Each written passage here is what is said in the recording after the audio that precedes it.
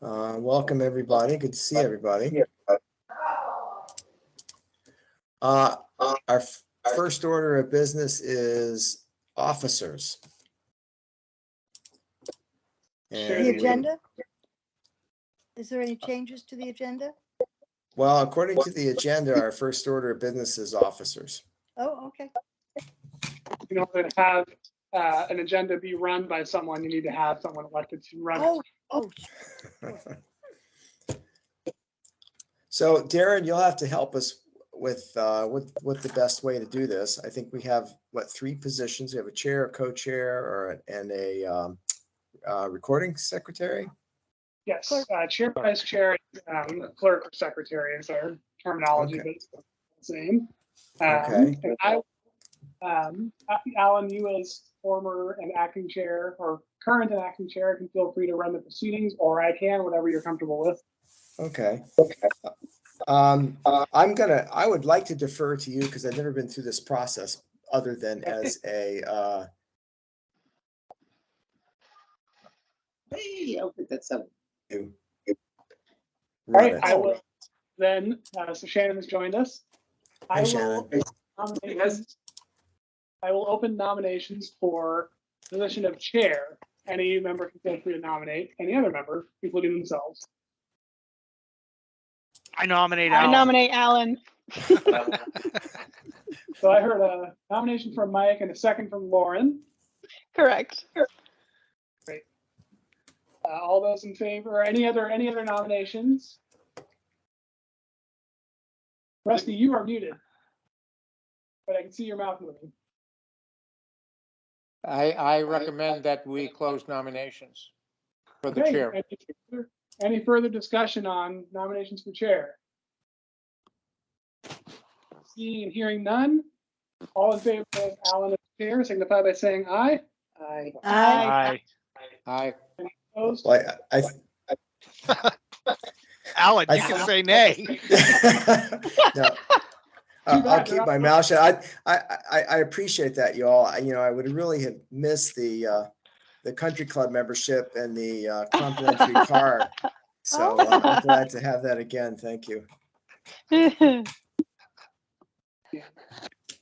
0. The motion passes 7-0. Great. Alan, you are in charge. Okay, all right. So I guess with that, we'll open nominations for vice chair. Ooh, don't I would- everybody jump out at I, once. I would nominate Mike as vice chair. A second.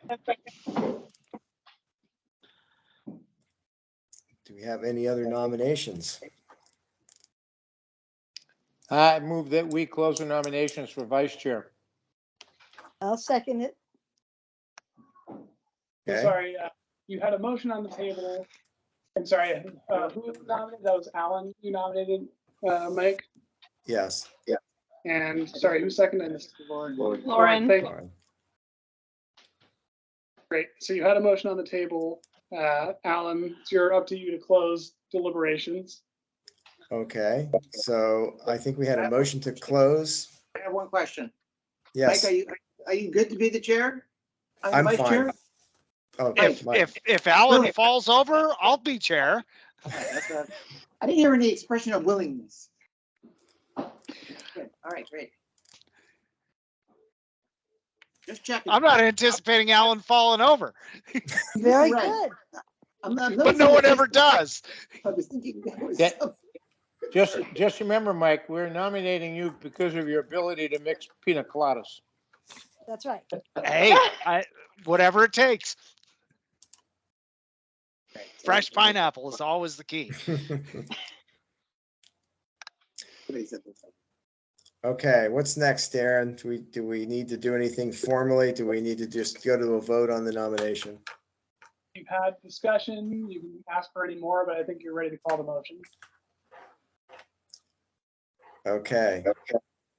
I apologize for being okay, do I just say I call the motion? This is driving me crazy. Repeat after me. All those in favor of I'm nominating Mike. chair, Alright. signify by saying aye, says Alan. Okay.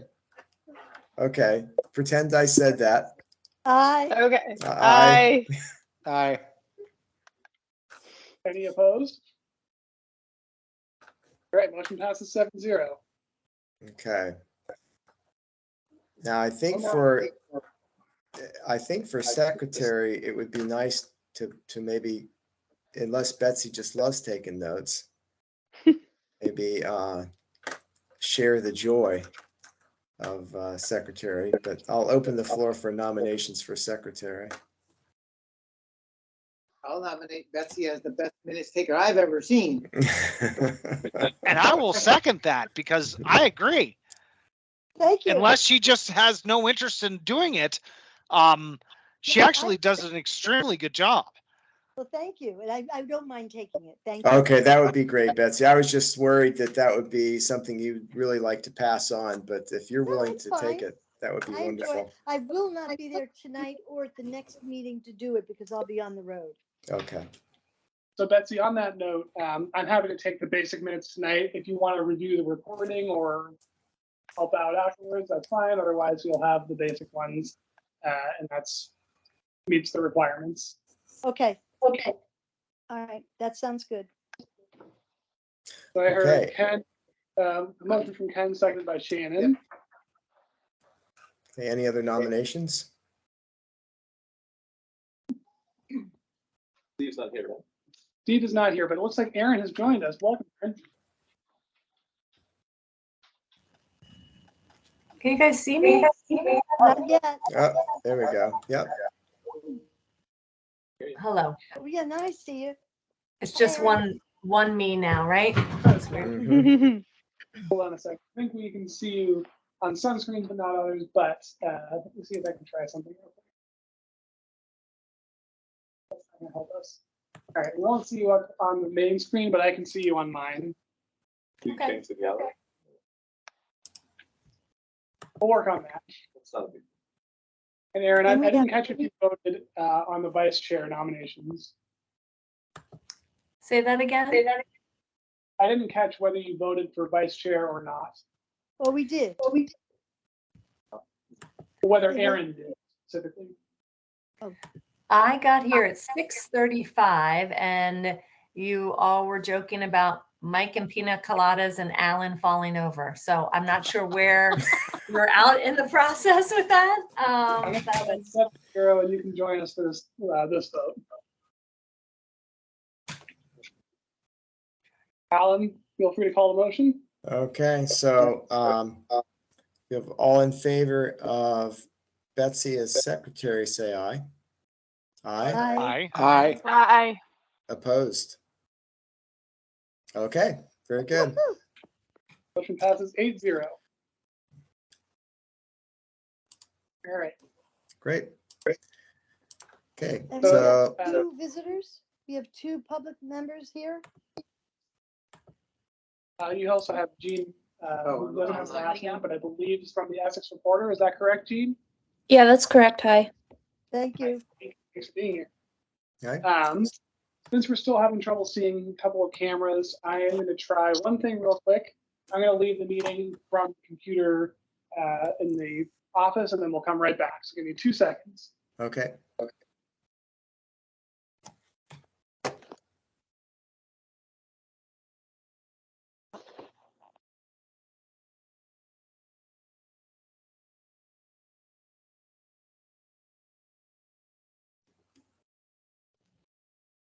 Apologies for being late. I needed to vote and I took 3 young Essex citizens to the polling booths and they learned about the democratic process. Yeah, good for you.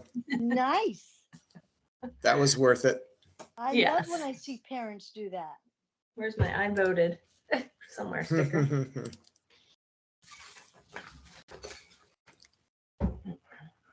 I voted before I left town. Good.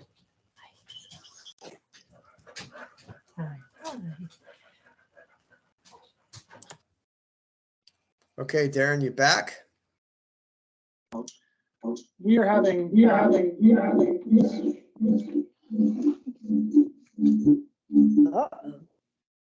sounds like a heartbeat. issues. Give me just a minute. Try and figure that out because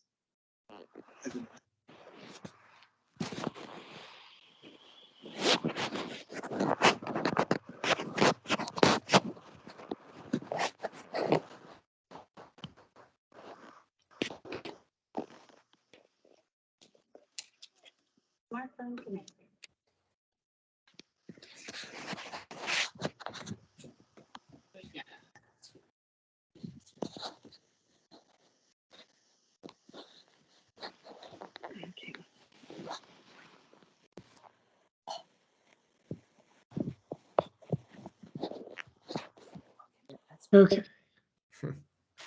Thank. All right, can you folks hear us? Yeah, you got a bit of an Yes. echo. A latency. How about now? Better. Great. All right, we're back on track. Thanks for bearing with us. Yes. All right, so we're at public comments now. Do we have any public comments? Must be Well, comments. I do, but I didn't know what was in the works as far as this is the first time I've done what you guys are working on. But I have a couple of specific questions. Have you ever worked with VAST before? So the town has worked a little bit with, I can't remember his name, someone who works with VAST. Haskins? No, I'm trying to remember his name. It'll come to me. On a particular trail located at Indian Brook Road as part of the Unsworth subdivision, they had to relocate that trail. Yeah. And then a little bit with the Saxon Hill Management Plan, VAST was interested in making sure that snowmobile access was retained. Andy Doe. Andy Doe, and then another guy whose name I'm blanking on. So yeah, Vermont Association of Snowmobile Travelers has definitely been peripherally involved in some town projects over the years, but we haven't directly worked with them. They seem to sort of have an independent, operation and don't ask too much of us, and seem to be okay on their own. But we're always happy to help. The reason I asked is I would like for them to reroute the snowmobile trail that goes to my property. to town property. I'm sorry, I didn't hear that. What did you want, Sally? There's a snowmobile trail that runs through my property on the south side of Towers, for lack of any better description, right? Uh-huh. And there's a parcel of land on the north side of Towers Road that belongs to the town of Essex. And it is thicket full of invasive species. I think it's called Japanese honeysuckle. Oh, yes. So I didn't know if we could partner with VAST and cut a trail on that side of the road. Sally, I'm pulling up the map Okay. on VAST's website, just so everyone can see what we're talking about. Is it town property? So unfortunately, I don't have the VAST trails on town parcel viewer, but Sally's property that she's talking about is this little stub, or the land around this stub called Flurry Road. Yep. Sorry, zooming. There we go. I have this, but I don't know if you could get it up. I could try. We could put it up on the close to the camera, It's but up to you. let me see if I can get. Here we go. Buffalo Stream. The green. This might help. trail Now. This is what I want to eliminate. So, Sally, I believe what you're talking about is this spur that goes into the town center area. Shannon's trying to show it on the camera. Sure. And it looks like it's sort of meant to connect to a couple of places along Center Road, but isn't actually essential to the whole network. I'm sorry for the zoom. No, I'm it's having not. trouble with this. It's what they call a secondary trail. It seems like we could potentially have them just run either a different route entirely to get to Center Road, or simply go along the road, or something like that. But I do know that this Meadows Edge property, which I believe is the town property you're talking about, Yes. that is maintained by VAST, and there's a bridge there, and they do a lot of maintenance. Took that line that runs through the field, the hay field. You see where the trail intersects at Chapin Road and Towers Road? Here, If we move that to the other side of Towers Road, so I believe, the southern portion of it. Yep. Right here where that intersection is. so yeah, this, Sally, I think this is ultimately something you'd have to take up with VAST, because it's not a public Essex trail, and they would have rights if they've worked out something with you, but it might have just been that they've been doing it for so long that it's presumed to be okay, but Oh, no, they have to get landowner permission. I'm not being, you're asking the town if we can have them relocate on town property. yes, if that's an option, because I want to go to Roger Haskins with options. Gotcha. I don't want to be the person that cuts off the snowmobile trail to Hoagie's. So I You don't know? think that the town has any property that would really accomplish what you're looking for, because this is your property, and the connection that you're talking about is on this property, which I believe is owned by Ken Hecko. And so the town, they're already on the town property where they can be. See, you don't cross Towers. They hang a hard left by the river. Cross them, So cross, Alder Brook. Before you cross, Yeah, she's saying, coming down the trail there, keep on the side of the road. keep on that side of the road. I see what you're saying. It's all town property. Yep. And it won't cost the town a penny to get a trail down. That's what coming to do. Darren, something can you trace with sorry. your arrow to show me what she just said? Yeah. Can you full screen that? That's all I can do. So Sally's saying on the Meadows Edge property, that is on town, instead of going along her side, go along the north side of Towers Road, or the east side, sorry, Got it. through this brush here. I think that's something we can look into and have to scope it out, and we're not going to necessarily figure that out tonight. No, I'm just trying to figure out what the process is, because I already talked to Roger. And VAST is great. The minute you say reroute, they'll go where, how, high, and they'll come in and they've got, because like I'm limited, I can't go in there with power equipment. Right. It's frowned upon, right? Well, they come in, VAST has got their own insurance policy. Yeah. Just like the trail through the other wetland. Now, is there a problem putting that trail through that wetland? Probably it would be something to work out with the state. I do know that they might allow certain trails, particularly snowmobile trails, if the right construction procedures are followed, but that's something that we can look into. Okay. I think the process would be to, it's good to bring it to the Conservation Trails Committee. Yeah. I think staff should do some research to figure out if it's feasible and what would be needed, and then we can sort of present a summary of that to the committee, potentially get a recommendation if it's supported by Parks and Rec, because this is something that they would manage primarily. And ultimately, it would probably also require some input from the select board, but they would ask for input from Conservation Trails and Parks and Rec. Because I think this is a win-win for a lot of people. Because once it's on town land, unless something horrific happens, they're guaranteed their trail. So let's, yeah, There's the Meadows Edge.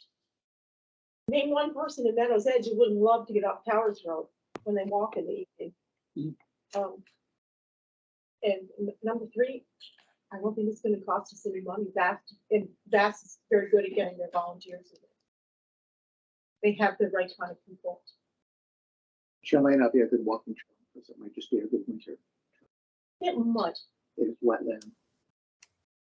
There used to be a trail there from right where Meadows Edge is, because the road was never there.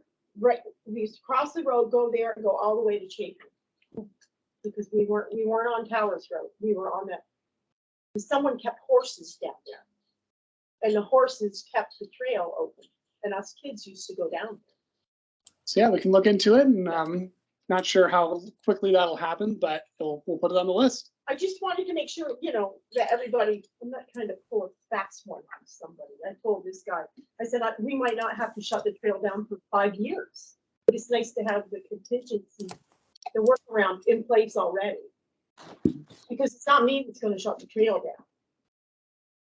So I think we should, It's the new owners that'll shut the trail down. yeah, so I think we'll have to do some research, meet outside this meeting and Okay. figure out some details before bringing it back.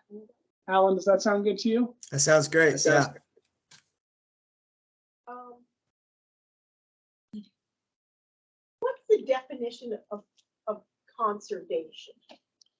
Is it just? How much time do you have? No, is it just to keep the land the way it is? Or do we take in other things like noise and wildlife? There's a guy here the other night complaining. He has a home, and there's a district that's conservation and industrial over at Saxon Hill Drive. Resource preservation. Yeah, and it's like, oh, we're trying to preserve this land, and we've got this agreement with these industrial people, but he's got noise pollution that's just off the charts. And I'm like, so what is a conservation district? Does it include noise abatement? Is that part of that? It was just an odd question I had. Alan, I'm happy to.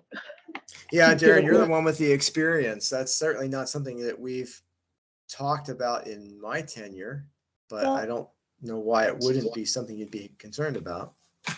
So briefly, Sally, there's a long history with that particular zoning district, the RPDI or Saxon Hill. I don't want to go into all the detail tonight, but I would be happy to sort of put together a brief summary for another meeting. Also, I'd suggest following the zoning board, and I'm not sure if the Economic Development Commission is working on this actively, but the Planning Commission certainly will be reviewing the uses allowed in the RPDI, which may impact the type of businesses that are there and therefore the noise they generate. I was at that meeting It you just mentioned. seemed like And a really odd mix. Oh, conservation, oh, industrial. Oh, Resource preservation. resource preservation, and to me, yeah. so it's very complicated, and I think there's a lot more time that we need to go into fleshing that out, but I will follow up with you and give you some more details. So, I guess we forgot about the noise preservation district. We forgot about noise. I mean, what, So, or did we? so there was an intent to create a buffer for, noise, lighting and all the sort of nuisances that are created by an industrial zone within the RPDI.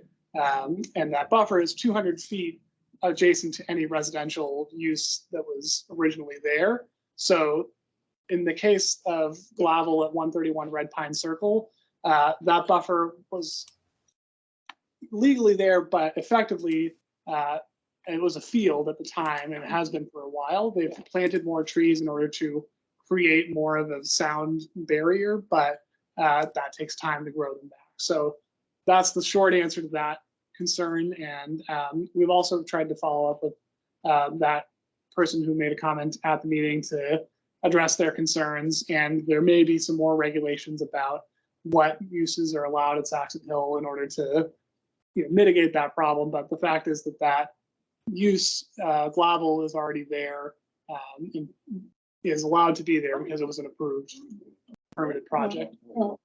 And there's also the possibility of enacting a noise ordinance, but that would be administered by police, not by zoning. So that's sort of a different tack. I meant that there's none now. Right, but there is a possibility of.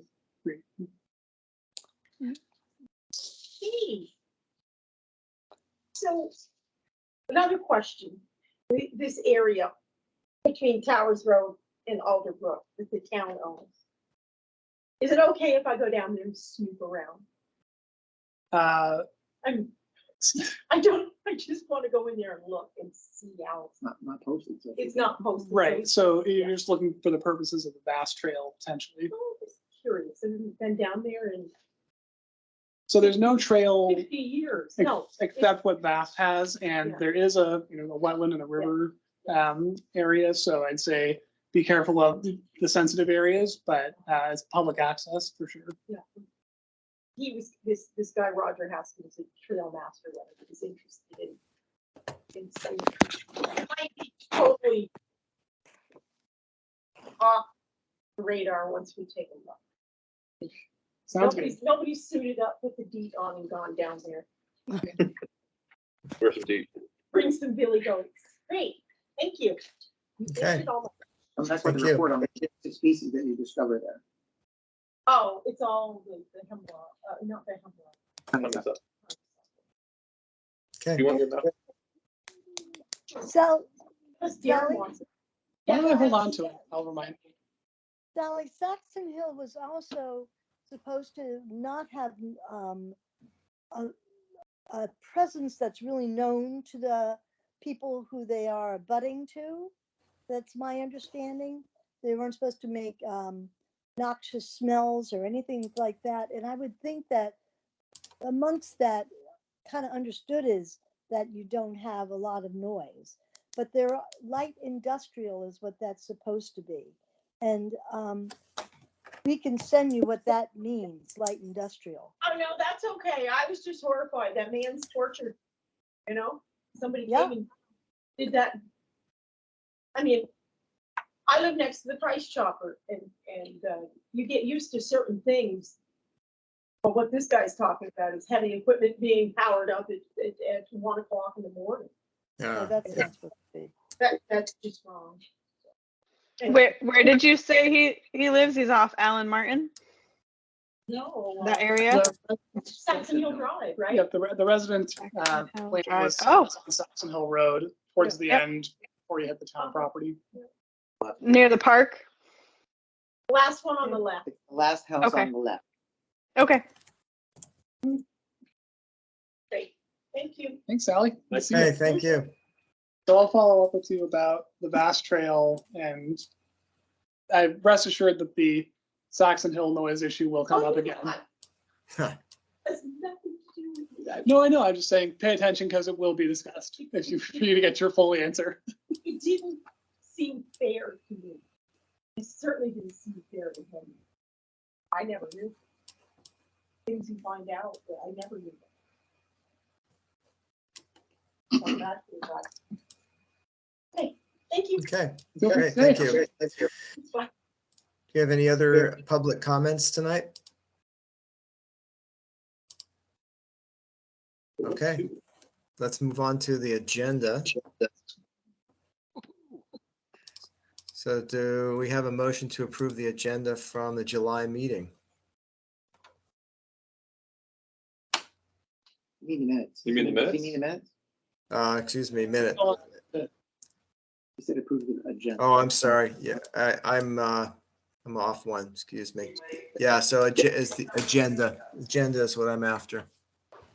This agenda. This is Erin. I motion to approve the agenda changes and approval Okay, so the agenda as written.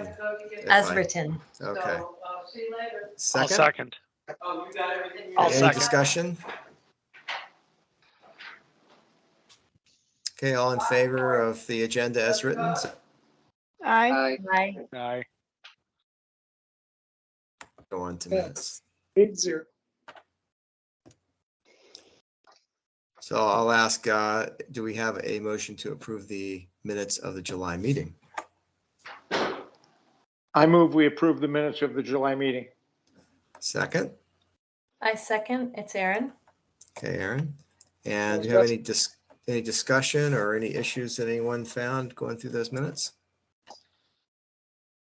We missed everybody. Yeah, sorry. Happy summer. Right. Okay, so all in favor of accepting the minutes from July 12th, say aye. Aye. Aye. Aye. Opposed? Aye.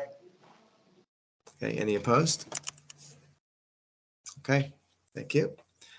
Next item is street tree management planning.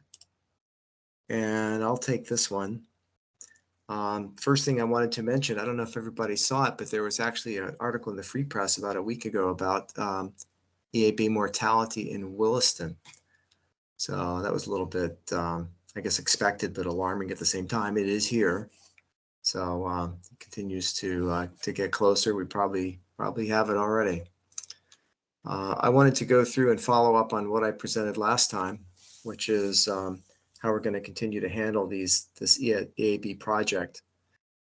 And some work I did between last meeting and this one is I went out and looked for specimens that were in worse shape. You know, one of the things we mentioned last time is that we wanted to slow down on our tree removal, given that we're not going to be able to replace most of the trees now that we're taking out. So we want to take out trees, or at least focus on the ones that are in the worst shape. And I went and looked for the worst ones I could find, and I just sorted the old list by whatever had been rated condition poor and had a rating of 4 or less. A lot of them were 3s or less. And out of that, I identified 16 trees. So I think there are 16 that really do warrant removal. They're in bad enough shape to warrant removal, even at a go slow pace next year. And I sent that list to Darren. I need to, I'm sorry, continue. No, sorry, I interrupted you, Alan. Go ahead. Yeah, so I need to verify absolutely the location. You know how some of these trees are between property lines. They're really kind of on the border. And the collector app was discontinued, which made it a little bit tough out in the field sometimes if a tree was in between houses to tell exactly which one it was. But at least we have this preliminary list that we can go to next year. And now stop and let anybody jump in who wants to have a comment.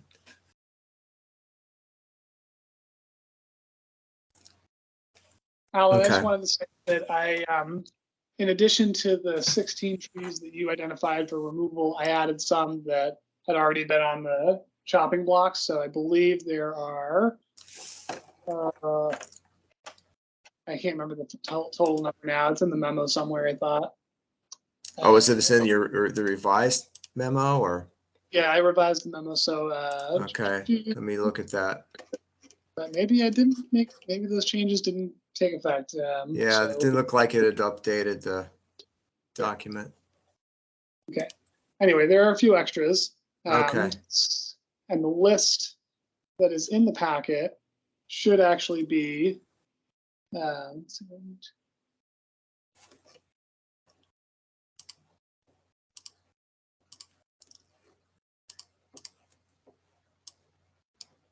I think there's 23 or 24 trees in the list of replacements in the packet. Okay, this is the replacements for, says replacements 2023. Correct. Let me share that document. Okay, Yeah, the memo didn't get updated, but the list okay. did. Don't we do 30 a year? Approximately 25 to 30 is the goal. But given that we only have so many that we can replace or that are need to come out this year, we figured I figured 25 or 24 would be a good progress for this year. Yeah, so let's see, I'm trying to see, so this is my list plus some additional, right? So I should be able to find anything that I had on this Correct. list. Yep. Okay. I didn't see, let's see, okay, I'll get with you after the meeting. I thought I had a 9 Weathersfield bow on there, but It's there. is it there? Where? There it is. I see it. Okay, gotcha. Okay, good. All right. So, yeah. You want other feedback on the draft revised EAB mitigation plan? Yes, please. Under item number 4, I could have Yeah. sworn we had talked about having the landowners kick in something financially. I don't see that in there. It was in the minutes. You're correct. We did talk about that. Let me see what I, This might be the thing that I actually did put in there, but somehow didn't make it into the packet. So I'm just checking to see if Just inadvertent. I'm checking to see if the version I put on, the version I thought went up is sitting somewhere in the ether. But All right, so it's not just me. It's definitely missing. yes, yeah, it is missing. I do remember it. That's all the comment I had on it. Okay, all right, let me, I'll continue then. Let's see, where was I? Okay, so then the next thing was, that was item 1, is kind of revisiting what trees needed to be taken out or should be taken out. Alan, a Yep. question. Are we planning on putting that piece about the landowners back in? Yeah, I think, Okay. yeah, I'm not sure, and correct me if I'm wrong, I'm not sure we ever actually made a final decision on exactly what we were going to do. We talked about some ideas, but I didn't have it on my mind that we had completely settled on what exactly we were going to do. Uh-huh. Yeah, there were no decisions. We just listed ideas and I Right, that was exactly what I remembered, right? So we thought could, with the articulation of those ideas, I don't see that idea on it. That's what I'm saying. yeah, I agree, Ken, that should be in there. So we're getting some noise coming in from a microphone somewhere. That's Some not children. noise. They're children. There. that's Sec- yep. Second one was to expand the number of trees to be treated. Darren sent a list of trees that were rated highly if you disregard utility conflicts. I went and looked at those and came up with 13 additional trees that are really in good enough shape to treat. They're scattered around the neighborhood. It turns out quite a few of them are on Cedar Street. Cedar Street, for some reason, really is good to ash trees. They're all pretty good shape there. But anyway, that list is in there as well. And I think, Darren, you were saying that Public Works didn't have an objection to treating those on a temporary basis, at least to get us through perhaps the worst of this storm we're about to have with EAB. Correct. So if the CTC feels that treating some of these trees, particularly if they start to show any signs of decline or any sort of indication that EAB is present, that would be a great time to start treatment on them in the short term, just to buy some time for us to get around to taking them out. But these are ones that are in good enough condition that if we keep them around, they might survive on their own. At the worst, we'll be able to, remove them in a controlled manner instead of having all of them go at once. Yeah. So we can treat these ones with the idea that we'll then focus on removing others that are in worse shape while these hang on for dear life. Yeah.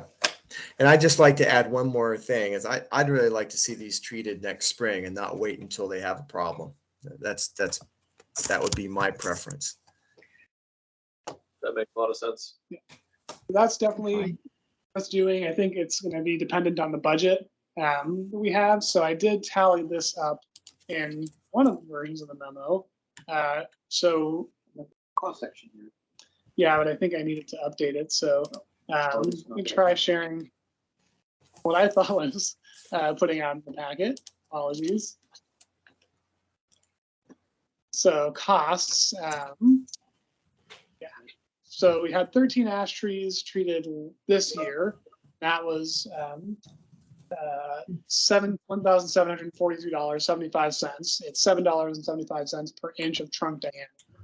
So I did the math on the 16 additional trees, factoring in the growth that they've seen since we measured the diameters. We haven't measured since, in the field recently, but it's approximately 1/4 inch a year.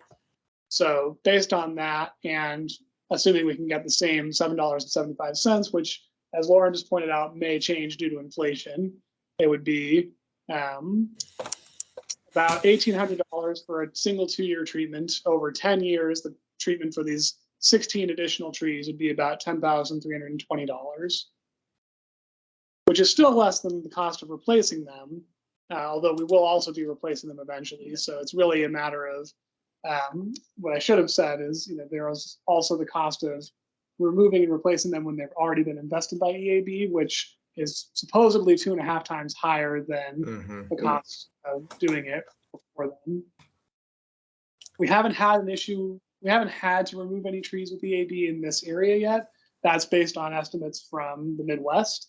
And our costs were already a lot higher to remove healthy trees that weren't infested compared to what they had in the Midwest. So it's a little unknown, but the point is it usually costs more.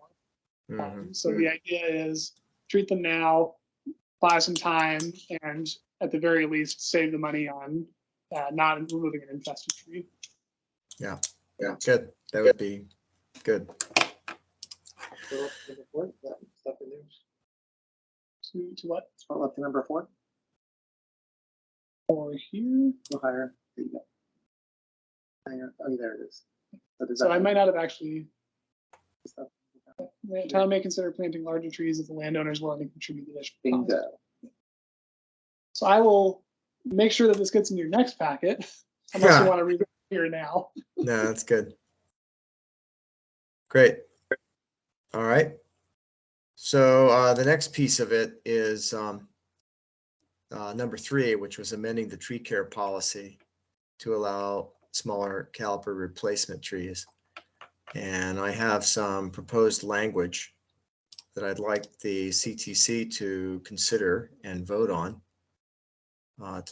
And my thought there is this is not only for ash trees, but this is for any tree. I was seeing on my travels around the neighborhood, there are some other trees that are not ash trees that are in pretty rough shape. And I think we could save the town some money by giving the tree warden the discretion of planting a smaller tree as long as the tree is in the adoption program, has a better set of eyes on it. So the language I want to add here is in bold. At the discretion of the tree warden, trees planted as replacements for existing street trees may be as small as 5-gallon container size if the tree is registered in the tree adoption program. So it just says we have that option going forward, and it might allow us to take better care of our urban forest if we have a cheaper replacement option. I like that. I like that idea, and yeah. And let's see, anything else? I'm going to circle back around to that. Let's see, anything else? Oh yeah, one last thing. We had talked about doing a tree nursery, and I had some discussions with Natalie Braun about tree nurseries. She did some investigative work on this several years ago. And the advice she received from people who do this is that this is a pretty hefty commitment and not something to be kind of undertaken on a whim. There needs to be somebody who is on site and tasked with taking care of the trees. And I just personally don't know if I'll say I don't think that we really have the wherewithal to take on that big of a commitment, given the number of trees we think we need, certainly for this ash tree approach. Maybe if we get into some other more serious reforestation or tree planting work, we might want to reconsider it. But at this time, I don't think it makes sense. So I took that recommendation out. I think there are some other sources of trees that are less expensive, but there's a Champlain Valley Native Plant Restoration Nursery, for example, that might be possible. And also, if we're allowed to plant the smaller 5-gallon trees, that does reduce the cost quite a bit. So that's why that's gone. So any comment on that? Yes. Shoot.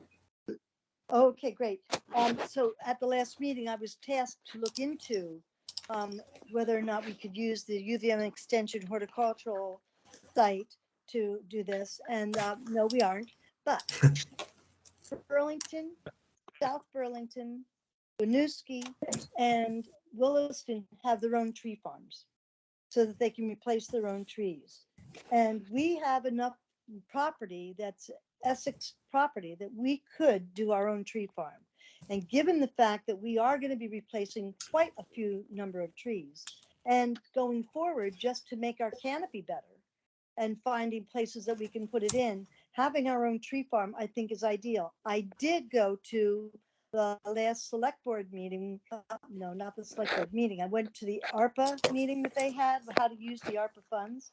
And I suggested using the ARPA funds to start a tree nursery. I can donate them from my yard that I've got a gazillion oak trees that are growing and pine trees that are growing all the time that I pull. But I think it's important for us to think about getting our own tree farm, because I think we will save a lot of money, and especially if we're doing this work and we ask the landowner to chip in half of the cost, we actually come out ahead. So What are ARPA funds, Betsy? that's the stuff, the money we get from the federal government. Hurricane Rescue Plan Act. Yeah, and we have got Yeah. a bunch of money, and the select board was looking for how to spend the money. And I suggested that. I didn't suggest it as a person coming from our committee. I just did it as a local person. So I do believe that it's a good idea. Would you envision doing this with volunteer labor? Well, I don't know how we would do it. We'd have to think about that. But I think that it's doable. I mean, the other towns are able to do it. Why can't we? I guess my thought is if you think we can do it with either money from the government or volunteer labor, I think we could save money. I think if neither of those two things is possible, it would cost us more money than it would save us. That's my thought. Darren, you had your hand up? I think Erin had her hand up before me, and so did Ken. Okay, sorry. Aaron then. Okay, so I do like the idea of I'm going to call it a native plant nursery. Yes. But I've kind of been involved in some groups that have been researching the need for more native plant nurseries in Vermont. There's a report that I could find, but in order to do this, like you said, Alan, it cannot be on a whim. It can't be just like, let's create a tree farm. It needs to have, what I call like a needs assessment, where there's research, there's talking to those towns that have nurseries, how much space that they have, so on and so forth. But I do see not just an opportunity for growing trees for replacement for EAB trees that we're going to lose, but for wetland restoration projects that are focused around water quality. I mean, there's a lot of that's basically on the docket in the next few years, projects that are going to require some native plants that if we had the space for it, we could partner with those towns or other conservation districts. I mean, the state, there's a lot of people looking at where we can get native trees, shrubs, and herbaceous vegetation, because we don't have enough of those nurseries in Vermont or even in New England. So I would suggest, it's not something that we probably want to do just for ash trees or for any other trees that we're losing through, drought conditions or so on and so forth. Like I said, I say that a lot, I guess, so on and so forth. But it would be, I think, like a project. And if we all wanted to embark on that project, it would take, a commitment of several people to do that needs assessment and meetings and finding funding. But I do think there is a need and there is a funding source for it. So I just wanted to. Okay, thanks. Ken, you had a comment? Two things. Yeah, I think the idea is good, certainly. Need buy-in, definitely. Somebody could do public work. They're up for it. Problem solved. Maybe or not, but who knows? If we don't manage to get our own tree farm or nursery, at the very least, I think we should buy futures somewhere at an existing nursery so that we're not going to them when we need them and saying we're going to need 10 trees next week, but we make a commitment to them that we will be buying 50 trees every year for the next 5 years. They can plan it, they'll give us a better price because they know in advance what we're going to be buying, and that may work out more cost effectively. Yeah, that We was, pay in advance. That's the key. That's a future. You're buying in advance, a contract for future delivery. That will get you a better price. that was Okay. exactly what I was gonna say, Ken, is contract planting is a thing in contract Oh. nurseries, so Really?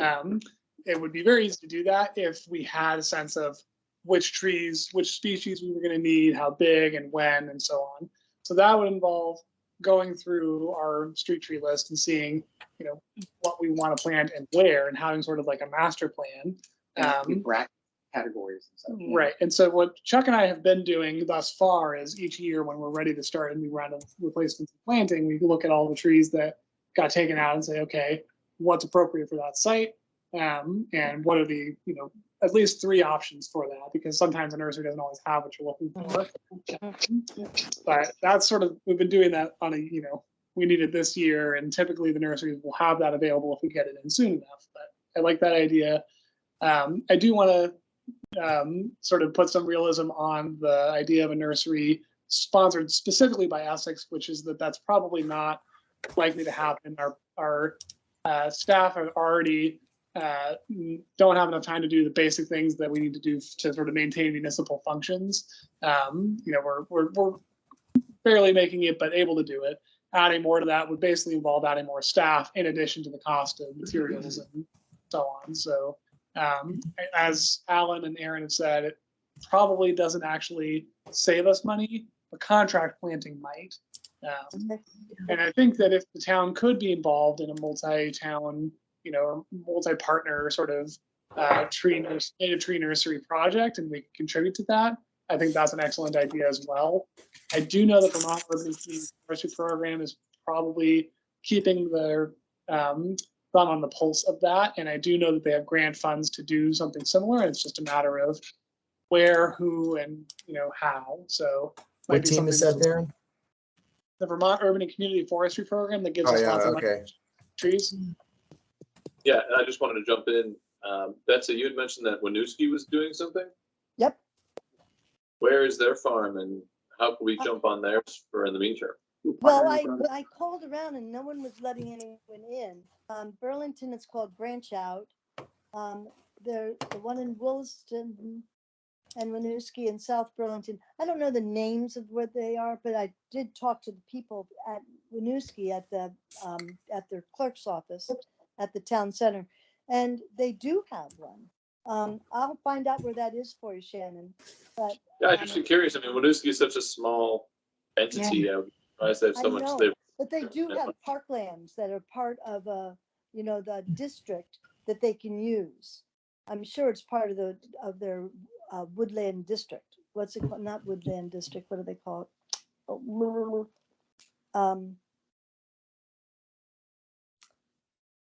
The Winooski River, Winooski Conservation Shed.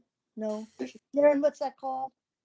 It's Are you talking about the Winooski Natural Resources Conservation Yeah, District? yeah. Okay, because that's not part of the city. That's a a conservation district. That's a semi-governmental organization. Aaron mentioned.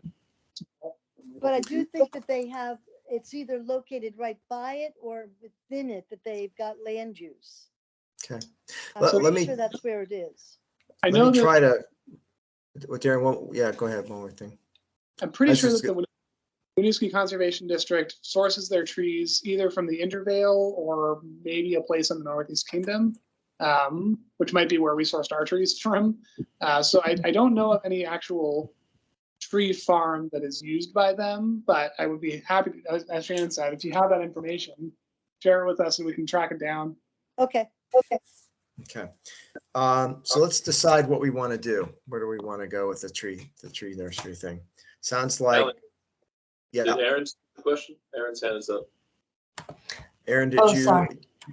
Yes, Okay. you answered it. Sorry, I forgot to lower my hand. I can't see Okay. that my hand's open or up. Okay. So, you know, according to Darren, we're unlikely to have any sort of official Essex tree nursery. So I think we're talking about something that we are gonna, it's an entity you have to create outside of the town. That strikes me as a heavy lift. So I'm gonna say that's not something I would be interested in putting on our work plan. But it's a committee. What do you guys want to do? Do you want to put it on a work plan and do some more evaluation? Betsy. And those who say yes will of course be on the work plan. I love Betsy, I love the idea of that, but it doesn't, based on what is already on the work plan, it doesn't sound like we have the manpower and the ability to make that happen at this time. All right. That's my I take on it. suggest we table it for a future discussion. I like When, that idea. after we've pared our list down to some, Yes, not a never, but not Yeah. not now. immediate. Okay. Okay. Thank you. Okay. The last thing I want to do, and then I swear we'll put this one to bed. We'll stop talking about this, is I would like the committee to take a look at the language, the proposed change language, that the discretion of the tree warden, we may plant smaller trees. And I'd like to see if someone would make a motion. I'll make a motion that we accept that language change in the tree policy to recommend to the select board for revision of the tree policy.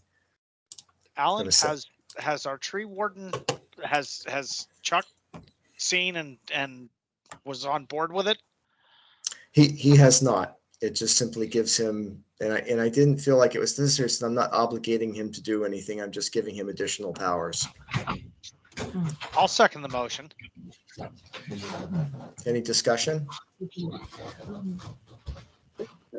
Hold on, let me, Alan, Ken is asking what language we're talking about, so I'm gonna share it one more time. Great, So it's thanks. clear what everyone's voting on. So it wasn't in your packet, but We're voting on something that wasn't in the packet?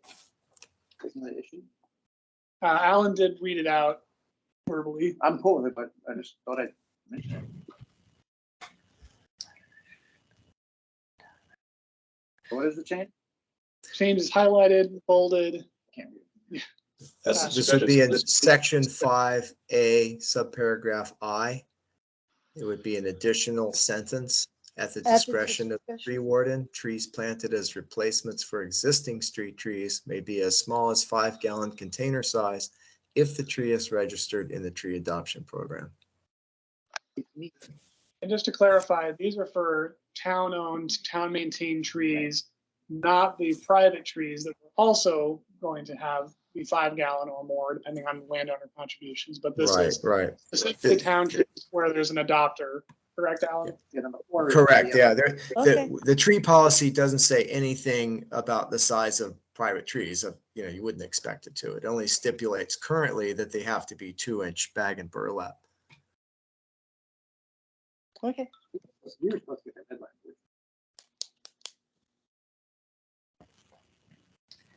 headline. I guess what the question is that I know that this is not a meeting that a lot of people attend, but if this wasn't in the packet for people to read, can we vote on it this week, today, or do we have to wait and vote it on the next one so that they're all aware of it? I'm not sure how that goes, Darren. So I would say, to be safe, you might want to table it, but you might also consider that this was discussed, I believe, at the last meeting. Specifically, the idea was floated, and Alan did talk about exactly what the language would be. So I'd say it's up to you if you want to table it or vote on it tonight. I don't see it as a major issue. Okay. Particularly because it's not creating it's only saving the public money. It is not necessarily creating additional burden. Not eliminating anything or adding anything, just changes. Yeah. And ultimately, this will also be reviewed by the select board. That was what I was going to say, is this just goes to the select board. Okay. Yeah. Okay, I was just checking. Yeah. checking. It's a good Yeah, question, good. Beth. Thank you for bringing it Yeah, up. right. The only addition, this is Erin, the only addition I would make would be just for where it says as replacement for existing town street trees. I don't know, just to make it as clear as day that it's for the, under the discretion of the tree warden for town, Actually- for existing town So, Erin, trees. may I add- Oh, shit. Okay. Yeah, actually, Darren, I think you just did the right thing there because that's a defined term, is it not? Correct. It's defined in statute now, and I think that indicates it's clearly a town-owned managed tree, part of the shade tree preservation program. Okay, good by me. Cool. Yeah, good catch. So any further discussion? Now, I guess we have an amendment that the word street be struck and replaced with shade. That's the language that's currently up for vote. Any other discussion? Okay, all in favor of adding this sentence to the tree policy, say aye. Aye. Aye. Opposed? Okay, thank you.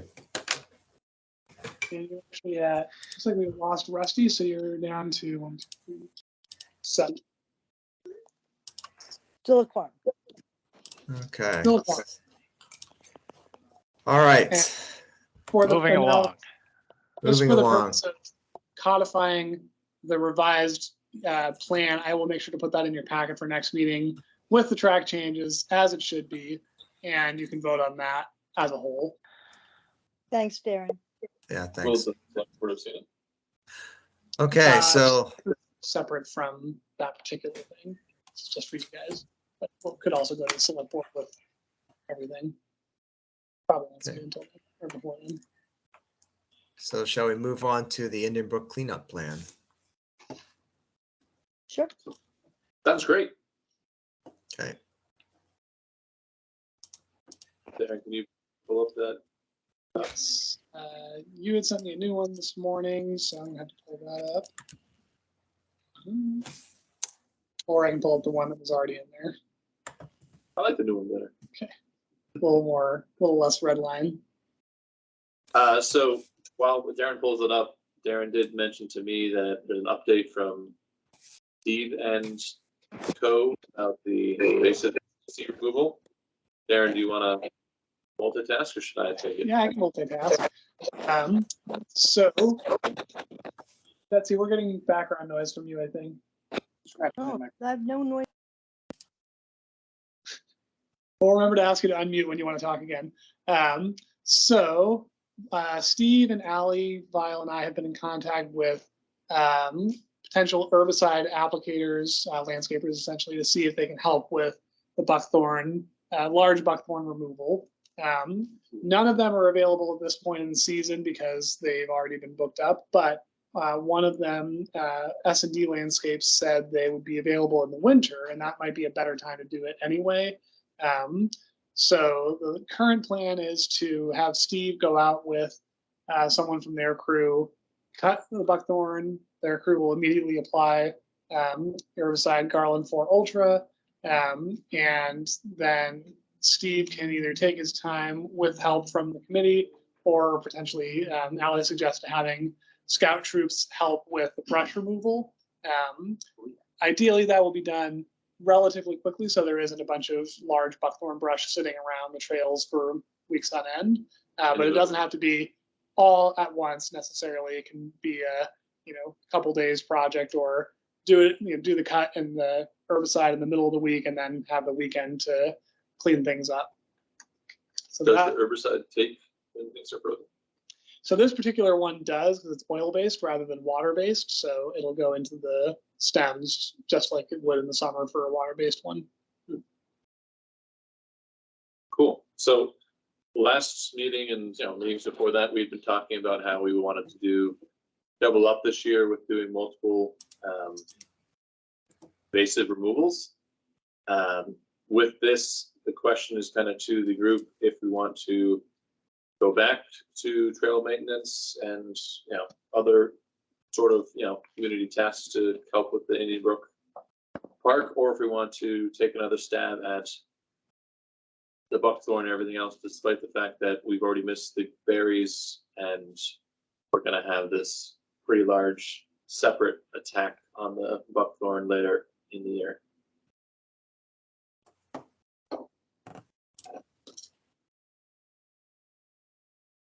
Oh, Lauren, what do you? such a good question.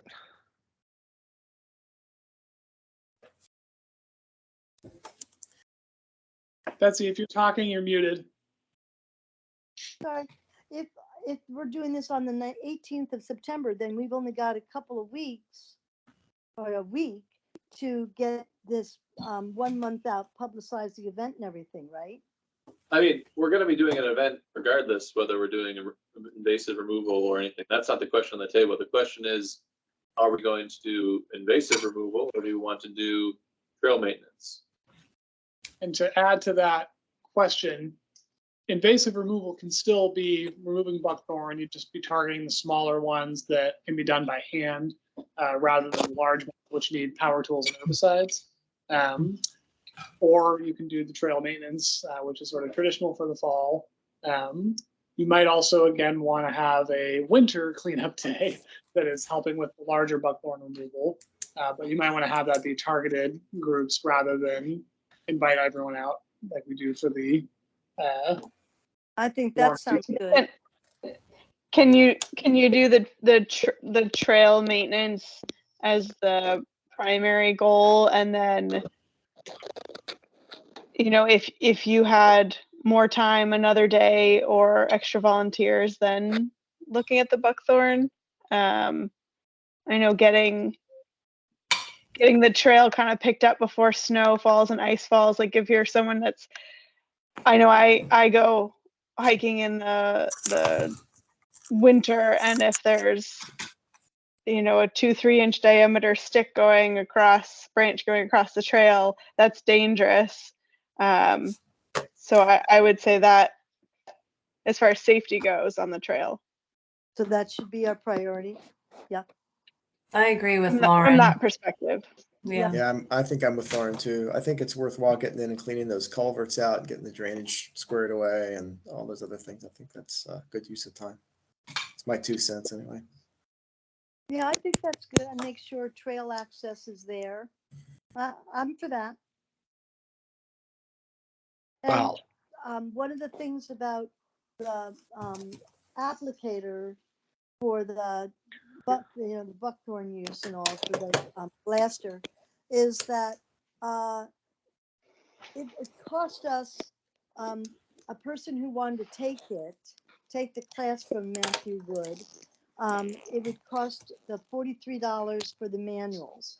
We could get the manuals and then they could be come out of our conservation money, buy them and leave them in a library at Darren's office or something, and people could go and read it through and then take the test themselves. The test costs $30, and then for renewal every year you just have to show that you've been doing it and you have this ledger that you keep whenever you've gone out and done it, so they know what you're being active doing. You don't have to recertify or anything. Is the test online or is it proctored somewhere? It's proctored. Matthew Wood would come and do that. And he Okay. says it takes usually anywhere, depends on how fast a reader are you and how much you really invested in reading through the material.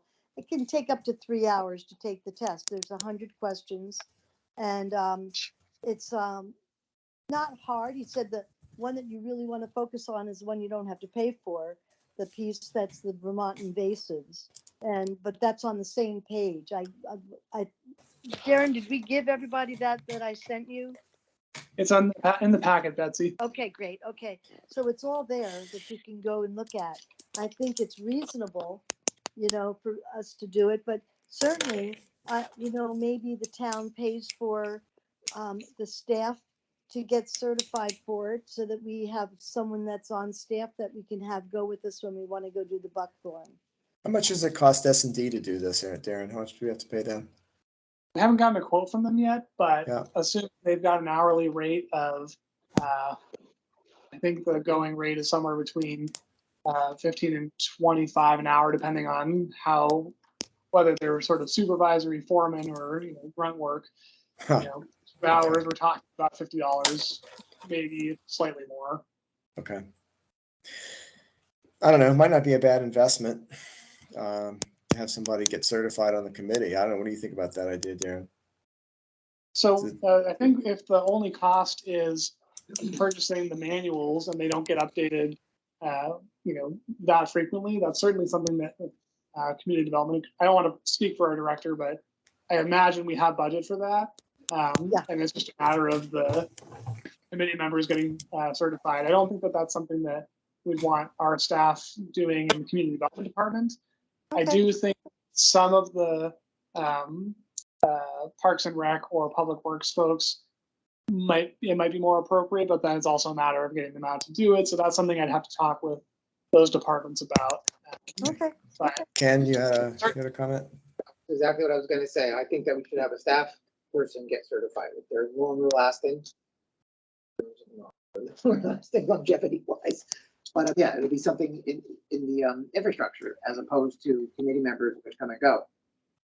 Yeah, I like that idea. I was just thinking about Darren's earlier comment of how that the staff is already, pretty overburdened, and asking somebody to study up and take a test. I don't know if that would be done. That's certainly ideal. But I was also thinking that, the committee doesn't burden staff other than the $73 for the materials and the test. My understanding is that one of the Parks and Rec crew has had certification in the past, but typically they hire out for a lot of the lawn management or any sort of thing that requires a pesticide applicator. So it's not something that sort of the Parks and Rec has been directly involved in doing. So it hasn't made sense for them to keep a certified person on staff. So I'll ask Allie again, but she was much more in favor, at least for this targeted effort, particularly since in theory, it'll be a short-term thing. Once you remove the large buckthorn, they're gone. And as long as you keep on top of, the maintenance and the berries, you don't actually need a herbicide application. You just need hand pulling. Okay. That's sort of the philosophy at this point. If it seems like we need someone out there every year and it would make more sense to have a volunteer do it and save us the cost, then we can look into that. Okay. That's good. Shannon? I think we're getting a little sidetracked here.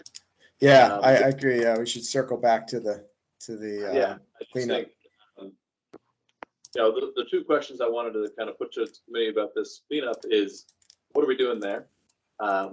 Personally, I thought that, I don't like going to Indian Brook and seeing all the little pieces of, construction tape near the parking lots and everywhere else. So I think there's plenty of invasive small babies, if you might use the term Ken was talking about, to get rid of and kind of clean that up for winter. I'm fine with doing trail maintenance, and I didn't know there was a lot of culvert work, which if there is, I think that's important. But I also know that we have staff and, park staff that is supposed to maintain the trails and stuff. So I walk those probably twice, 3 times a week, and they look pretty in good shape for me. When I see a stick, I move it out of the way. So I don't know that there's a ton of that stick removal like Lauren was talking about to be done, but I didn't go to the fall cleanup last year. And I'd be curious if there are, culverts are very important to do, especially with, runoff and erosion coming and different things. We need to tackle that. The second part of the thing that I really want to put towards the committee about the cleanup is, and I put this in the documents I sent to Darren and Alan this morning. Betsy had brought up the point, while I love you all dearly, and I thought it was great, we kind of had our private cleanup in the spring. Betsy said it wouldn't be too much of a handle or a lift for each of the committee members to both commit themselves to going, but also bring at least 2 to 3 friends or other people with them to help. And I think ideally I would like to kind of put it towards the committee that it's our responsibility that whether it's through the trail capers, the park passes, the scouts, the the schools, everything else, or you personally grab 2 of your neighbors and come, we should all try to at least get 30 people at this cleanup in the fall. Does that sound reasonable? And Betsy, I know it was your idea, so I don't want to take credit for it, but I thought it was really good. I do think it's reasonable. I totally think it is. I mean, we all know people that that use the trail on a regular basis. And if they do, I would think that there's a commitment to making sure the trails are safe and easily usable.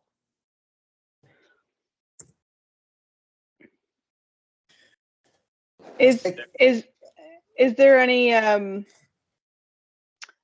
are there groups like Scouts that are asking the community for, what can we do to participate, that you could, and I don't necessarily know how young you want to get, but Scouts goes through high school, so getting something like that, or what's like more of the farm horse group called, something for 4-H.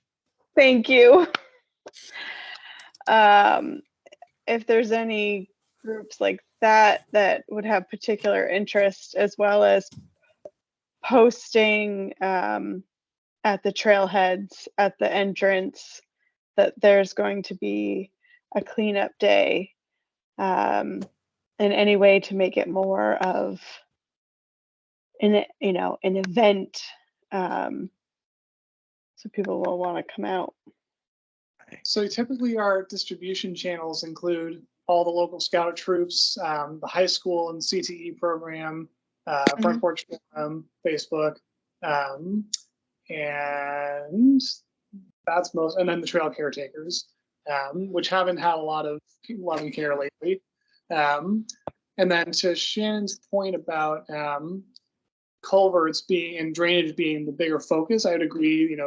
Parks and Rec staff are pretty on top of making sure the trails are clear and usable and safe, but they do need help cleaning out the drainages. So that would, I'd say, be the focus if you're going out on the trails, particularly the ones that aren't as well used as the main loop.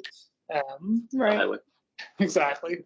And also maybe looking for, one thing you could do to make the event a little more interesting, and Chuck has done this in the past, is talk about trail drainage in general and sort of looking at identifying potential drainage issues where maybe some grade has changed and you need a water bar, or a tree has fallen and created a spot where it's going to start eroding the trail, something like that.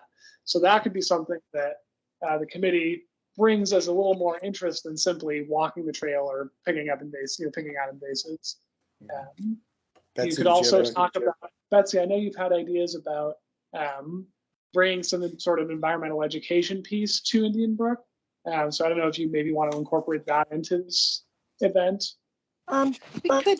The other thing that I wanted to say is that Steve has a very good connection with CTE program over at the high school with the forestry program, and he says he can bring kids out and get kids there from that, as well as the Scouts.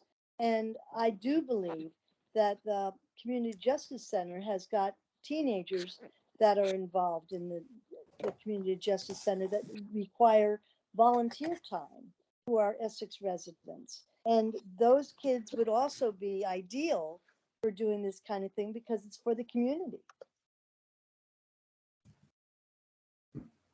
I wonder if I could make a suggestion for September. If we mostly did trail maintenance, but had a detachment of people, assuming there's enough, to go in and clear out some of that small buckthorn, and particularly try to get rid of all that survey tape, because I agree that really looks kind of trashy. And I think if you had, just don't make that the main focus, but have the main focus to go either get the thing out, leave it as a big one, or take the survey tape off. If you're not going to remove the buckthorn, take the survey tape off until we're ready to go remove the buckthorn. Alan, I agree, and that perhaps that could be like a day of, like, great, we have 35 people, you 6 are going to be in charge of doing this sort of side project. Yeah, because I don't think we have to necessarily detail all the tasks. We have to be ready. Sure. If we're going to do the buckthorn, we need to have, and know where to put it and have that put away. We need to walk the trail, figure out where we want people to work. But then when people show up, we can deploy them where we need to deploy them. Is there an estimated time for this? I apologize if that's already been shared. Yeah, it's sorry, it's 1 o'clock on the 18th. You had said 1 p.m. to 4 p.m. We've fluctuated between 3 and 4 p.m. as the end time, but I'd say let's put 4. And I mean, last time it seemed to fly by, at least in my mind. But any problems on anyone's mind here with having a 3-hour event instead of a 2-hour event posted? 3 is fine. I think 3 hours is ideal because 2 hours went by in a lickety split when we were there last Yeah. time.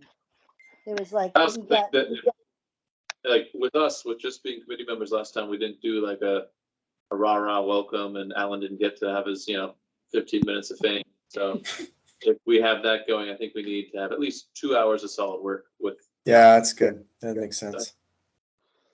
Before, that was it. Could you all please mark your calendars for the 18th? And I'm hoping it doesn't rain or heat stroke or anything like it happened last time that we can actually use the date. well, I'll Be be good. back, so I'll be there. and we will try to postponing at all costs unless there is a real concern or hazard. Wait till So Wednesday at the very least. I personally will be at a family wedding out of state, so I apologize that I won't be there. Sorry, Lauren, you got to bring him with you. Oh, I would love that. Okay. that'll be the reception. I'm more likely the person to sign up friends and tell them to be there. And oh, by the way, I can't go, but you should. That'll be a good thing. So Lauren, I just did that. I am also tentatively, may not be in state, tentatively, but my friend who just dropped off my kids, I said, oh, she's like, how's it going? I was like, oh, I just signed you up for Indian Brook. And she's like, okay, I put it on my calendar. So there, I've got Good, you're Is done. Good deal. You're all done already. Speaking of which, is there, like, I know you don't have to register, but sometimes it's helpful to know about how many people are interested in coming or going. Like, I know at the rec department there would be like a moonlit hike and you didn't have to pay, but they like to have people register so they had an idea of how many people were showing up. So what we can do, I think there's enough capacity in Indian Brook that we don't need to worry about parking or having so many people show up that we're going to be overwhelmed. We'll have 10 people, but what we could do is direct people to a Facebook event and have people maybe RSVP that way. Just to get a general sense. I think it's Darren. I think it's more the concern that there won't be enough interest. So if we get 3 people who say that they're going, that maybe that's a signal to us. Okay, we really need to gather more and be sure that more are going to be attending. So with all these details about date, time, and purpose nailed down, we can make a poster. We can start doing the publicity. Staff can take care of Front Porch Forum posters or making the posters. And Front Porch and Facebook would rely on the committee to do the actual postering and direct invites to various groups. But I can share the list of contacts I have for Scouts, and also I can contact the Community Justice Center. That's staff. Steve is probably going to take the high school and CTE program, I would assume. Volunteering. So that's up to you folks. Could we blast I know Ken, don't mean to cut in front of you, but could we blast the pass holders? Everyone who has a pass to the neighbor. I'll ask Allie about that. Typically we do. That's what I was going to ask. Yeah. Yeah. Now that you have to be a town resident in order to get a season pass. Yeah. I'm wondering if we could solicit, or interest, I should say, non-town residents who can't get season passes, offer them season passes if they come and spend a day or 3 hours. That's something I like. I don't think it's probably too soon to do it, too late to do it for this time. Yeah. But for the future, it's just an interesting idea because I heard a lot of interest in Indian Brook from the city folks. And hey, come and help us out. You get a season pass. I think some sort of, and that's where I was mentioning the trying to make it more an event, if you having some sort of incentive other than wanting the trail to be cared for, that would be great. So in the past, you've also had refreshments, which are typically you ask for donations from Hannaford, Price Chopper, the area grocery stores, which is maybe not a whole lot of motivation, but it's at least a nice thing for folks to have. You can do that again, and that requires a little bit of beating the streets for donations and organizing that. But or you can just contribute yourselves, potluck style, whatever makes sense. Mhm. 3 hours work, $30. I'll ask Ali about that probably for the future. I'm curious. I heard a lot of people say.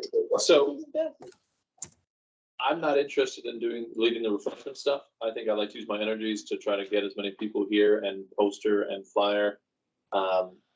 If someone else wants to take on the refreshment things, that's great. Let's put it on the flyers because maybe it does draw some hungry hippos to come. But that's not my focus this year. Not to poo-poo it against anybody else. Putting it out there. That sounds good to me, Shannon. And I have to apologize that I will be there that day, but I don't get back until the 15th or the 16th from my travel. So I won't be able to do a lot of pre-stuff, but I will certainly be there that day, and I will have gotten people to show. Oh, I know you will. One thing that I would suggest is when Darren puts up the front porch forum post, it's nice when the town puts something up, but then if we could, as members of the community, kind of echo it and just say, like, reply to it publicly and say, hey, this is great. As a member of the committee, please come, bring your friends, bring your families, take 3 hours to dedicate your time to bettering the community. I think when you get the posts that are continued conversations and like keep pulling me up in your email every time, for a couple of days on Front Porch Forum, it leaves an impact and could, have some tail. That sounds good. So Darren, when you send that out, can you send us a note just saying, hey, I'm posting this for the first time? Sure. Hopefully you'll see it on your Front Porch Forums, but I'll send a note too. I know, but Okay, sometimes. thank you. And if Ally's all keen about the idea of the passes, get that off to me. Probably not this year, but I'll ask. So they will be for next year, I would think. Right? September will make for the pass. Yeah, because when does the guy at the gate stop? Or Labor Day. Yeah, so this is after. Yeah, so wouldn't affect. Oh, we could just tell people, give them a pass. Bait and switch, I love it. I do love the pass holder idea. If you come take care of it, you can come enjoy it. I think that's a nice reciprocation. Yeah. I agree. But you got to become a caretaker. Yeah. But you might get someone interested in it, Mike. No, I only say that because I've been made that offer, but it was only from extensive time out on the trails, doing a whole lot of maintenance that they saw some value in. Yeah. Yeah. Okay. Shannon, are you good with your plans? Yes. Expect some emails from me this coming weeks, guys, but thank you for diving into Thanks, this with me. Shannon. Yeah, thank you. Good work, Shannon. Okay, that brings us to spongy moths. Ken. Thank you. I can also share it. All right, so you're gonna have. No, Guys, happy election day. I've got to Yeah, run real quick, but I will see you soon. All right, thanks, Shannon. Bye, Shannon. Thanks, Shannon. Bye. Before we talk about the proposal that's included in the packet, I think I did a last minute check with the state to see if the aerial coverage is available now, and it is. If you would let me share my screen, I'll show you what that looks like. Should let you do that. Try. Yeah, it is black. Refresh or something? Maybe it won't. Right, so you just What do you have? Leave and come back? well, no, I have to. I can probably put the link in Yeah. the Chat. Here it is.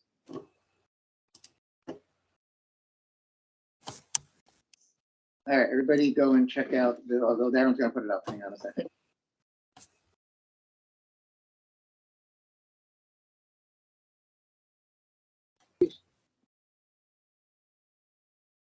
All right, so I went to the state website to see what they're saying about the latest and greatest. And they say that the defoliation was less than last year, believe it or not. Good. 50,945 acres last year. This year, supposedly, it was 42,790. And there's a little map, not very high resolution, so it's hard to tell where Essex fits in the scheme of things.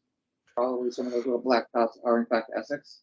Essex is roughly here. Yeah. Yeah.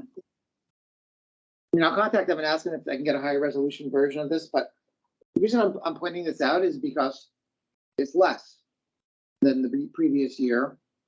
Don't hesitate to say this is too much work, let's not do this. Please don't feel as though I'm obligating the committee to go through this survey process. I'm not married to it in any way, shape, or form. If you guys think this is not worth the trouble because of this lessening, that's fine. We always got more other things we can do, like go to the September, There's a lot of other stuff in here on this link as well. Other spot, I had no idea about leopard slugs. A lot of interesting stuff in here. But yeah, supposed to be plus. So talked about it last time, and I put together a proposal. It's in the packet. Rather than just going through it, are there any specific questions about it that I could answer? Or would you rather me go through it? I read through it and I think it makes sense. Did everybody have a chance to read through it? I did. And gosh, I'm just scrolling through to look for my question because I missed writing it down in my notes here. I took 2 committee members out on a trial run to see what it's like. So Betsy knows what it's like. Steve and I went out and did one together. So he knows what it's like. It's really simple. Well, it depends. I wouldn't say that. Well, but Depends on where it is. The one that I did on the power line right away was not simple. It was nasty brush. oh, well, I did it going on the trail coming off of Tanglewood. Yeah, I think you got lucky. That was easy.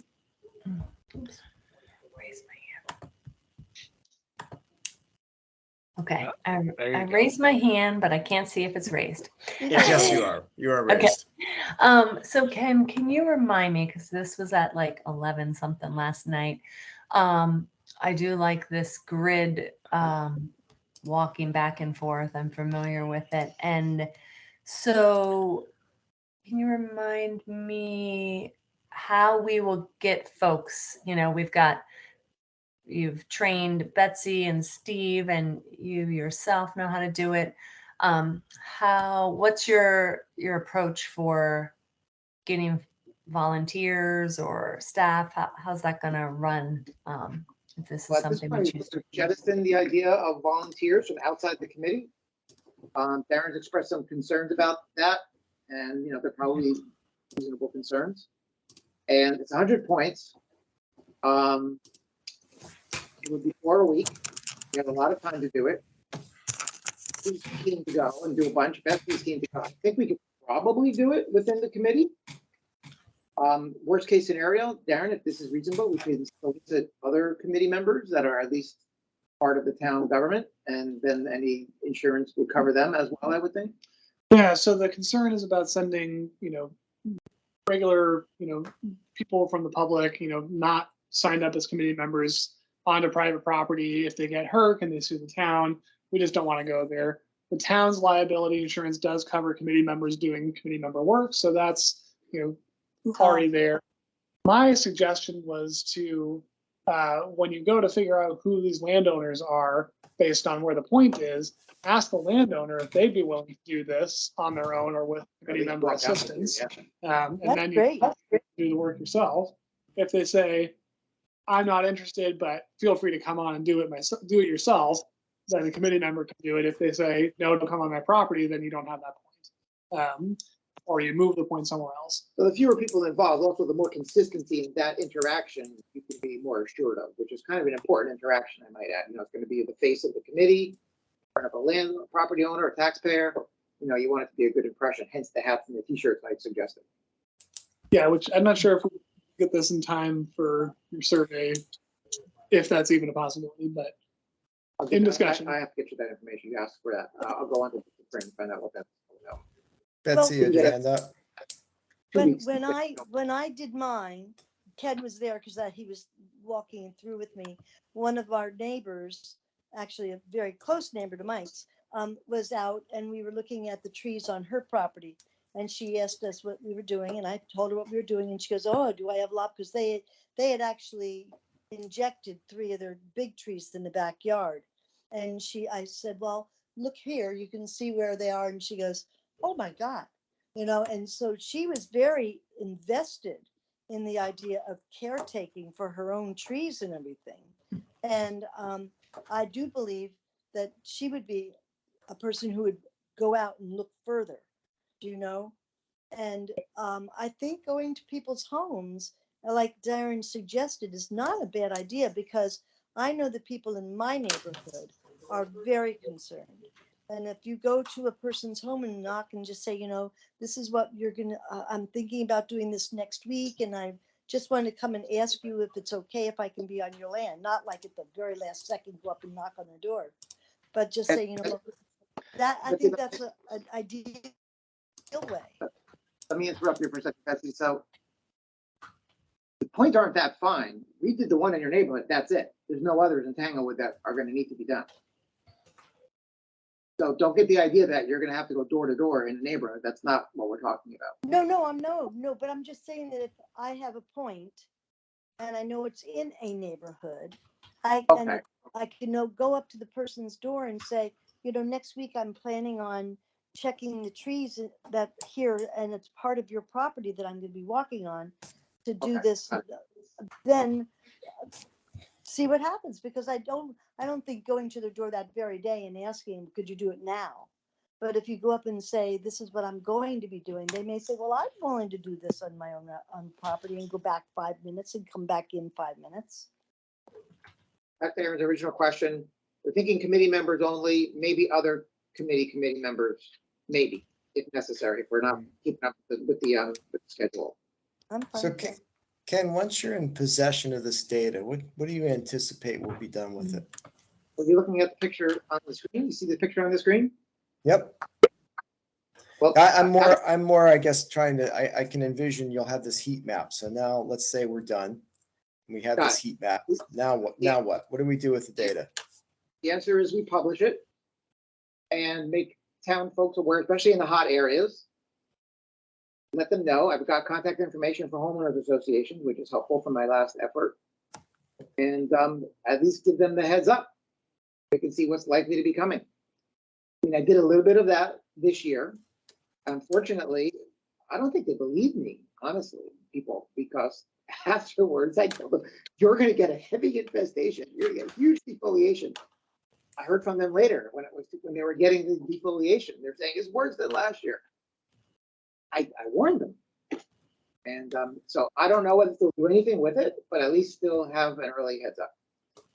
And I think that ultimately part of this point of this exercise is not necessarily to get all the data, but really just to do that outreach, like Betsy was saying, you know, make sure people are aware of what's going on and what their options are, and what, you know, more also what the life cycle of the moth is, Education. and what, you know, education, like why it might be changing, why last year and the year before were so bad, why this year maybe was less, or next year might be, you know, whatever. Just sort of getting people aware, because most of the issue that people have with it is that it's such a shock and they just don't know what's going on. But once they know, it's like, okay, yeah, it's annoying, but I know what I can do about it, or I know it's going to go away after the end of June, and so on and so forth. The other thing that I wanted to suggest, if I can do that without raising my hand, Alan. Yeah, go for it. So one thing that is very important for the town to consider, and that we've been a little concerned about, is, are there trees that are managed by the town, either on forest property or on streets that have suffered from spongy moth defoliation the last couple of years and might be at risk of dropping a limb or falling or dying entirely. So it'd be great if committee members could also be looking at those trees and seeing, is this likely to be an issue within the next year, and should the town either do some pruning or perhaps try to do some life support for the tree, watering and fertilizing, or is it bad enough that it needs to be removed before it hits someone or someone's property? So if you could do that as well, and I'm not saying survey the entire Saxon Hill Forest or Indian Brook, just look at the trails where it might fall and potentially hurt someone, and see if there's a major issue. This could go through the education process, but showing people how to do it. So, for example, if you have a point and there's no trees around it, you now have options of where to go. So obviously, if there's town property, head for that. Got a 2.5 minute walk, so you can choose the direction you go in. Furthermore, you're on town property, which I was just recently, and you're there doing some other event unrelated, and you see trees and you look at them and you see spongy moth egg masks all over, which I did. Drop a pin, we'll have the coordinates. We can pop that onto the map. We can put arbitrary points onto the map and fill in between the gaps a little bit.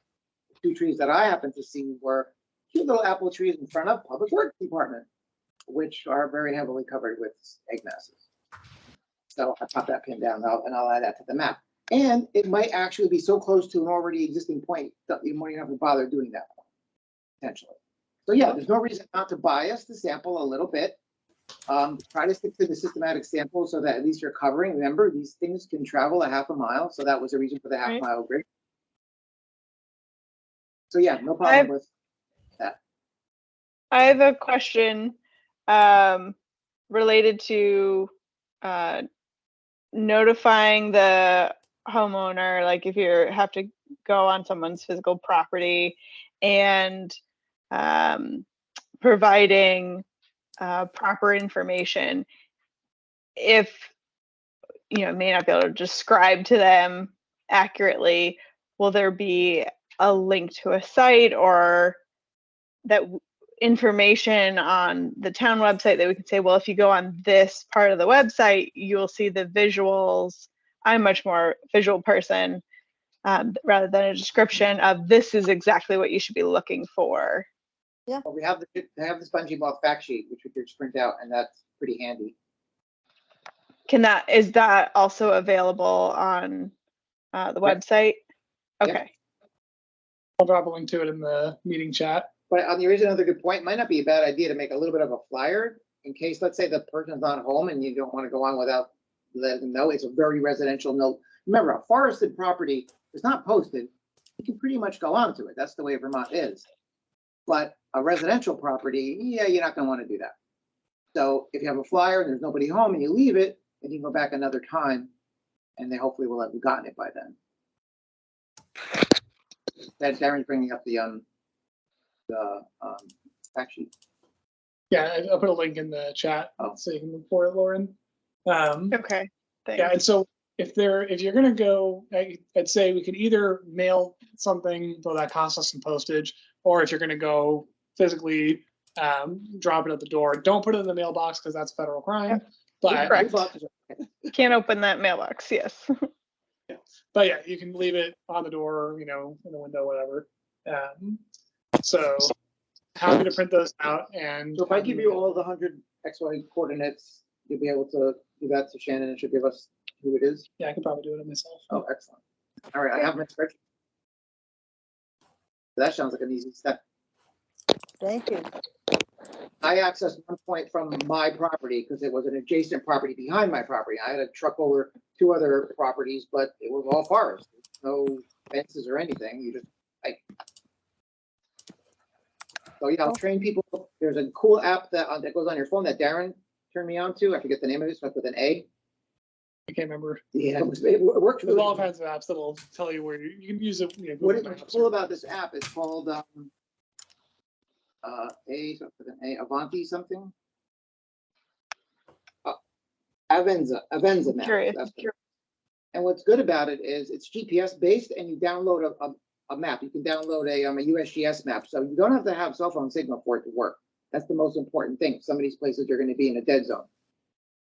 So you'll have the point that you have to go to, and it shows you where you are and how far away you are and how far you and where to go. And you can shop to find out where the point is. You can see where it is, and Okay. Cool. It'll get. We can advertise it. Well, we don't have to advertise it if we're doing it ourselves. But you're going to get a chance to see parts of Vermont you might not have otherwise gotten to see, or part of Essex you've never. What? Sorry, can you say what that name is again for the map? I will say it. It's called Avenza Maps. Got it. Thank you. You just pop in the GPS coordinate. You can copy and paste it in. It'll show you on the map where it is and show you where you are. And off you go. Betsy saw how it works, and Steve's not here, and he saw how it works. It was funny for Steve's point, which was I picked an Indian Brook point, obviously. And so we had a bush back to it. Then we realized after we were done, oh, there's a trail right over here we could have walked in on. We walked back the easy way. Yeah. And that'll happen. Okay. Sounds good. So, yeah, it's 100 and some odd points. We have 25 odd weeks to do it. That's 4 a week. We have 9 members. What do you think? So is the idea that you'll divide and send us our assignment? I Or will do you- that. I'll do a training session with each of you. Show you Okay. exactly how it works, and I won't send you out there on your own. And yeah, well, and then if you go in the wintertime, it'll be actually easier. You'll be able to snowshoot to some of these places. It'll be a lot easier. Like the one that I did in the Power Line right of way would have been a whole lot easier in the winter. Sure. Not crawling through tall brush with ticks. Yeah, Aaron, you had a Right, comment? exactly. Yeah, 2 questions. When would this begin, from training to, us going out there, and when would it need to end in order for us to analyze the data and write it up?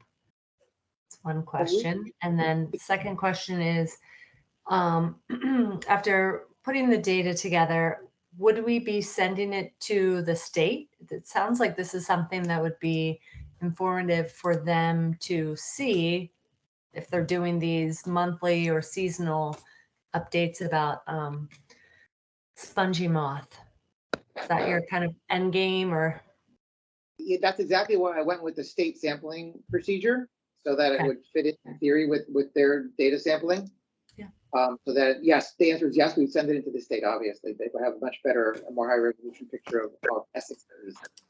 Right. In terms of when we would start, if the committee approves going through with this and commits to it, I'll start ramping up, tomorrow.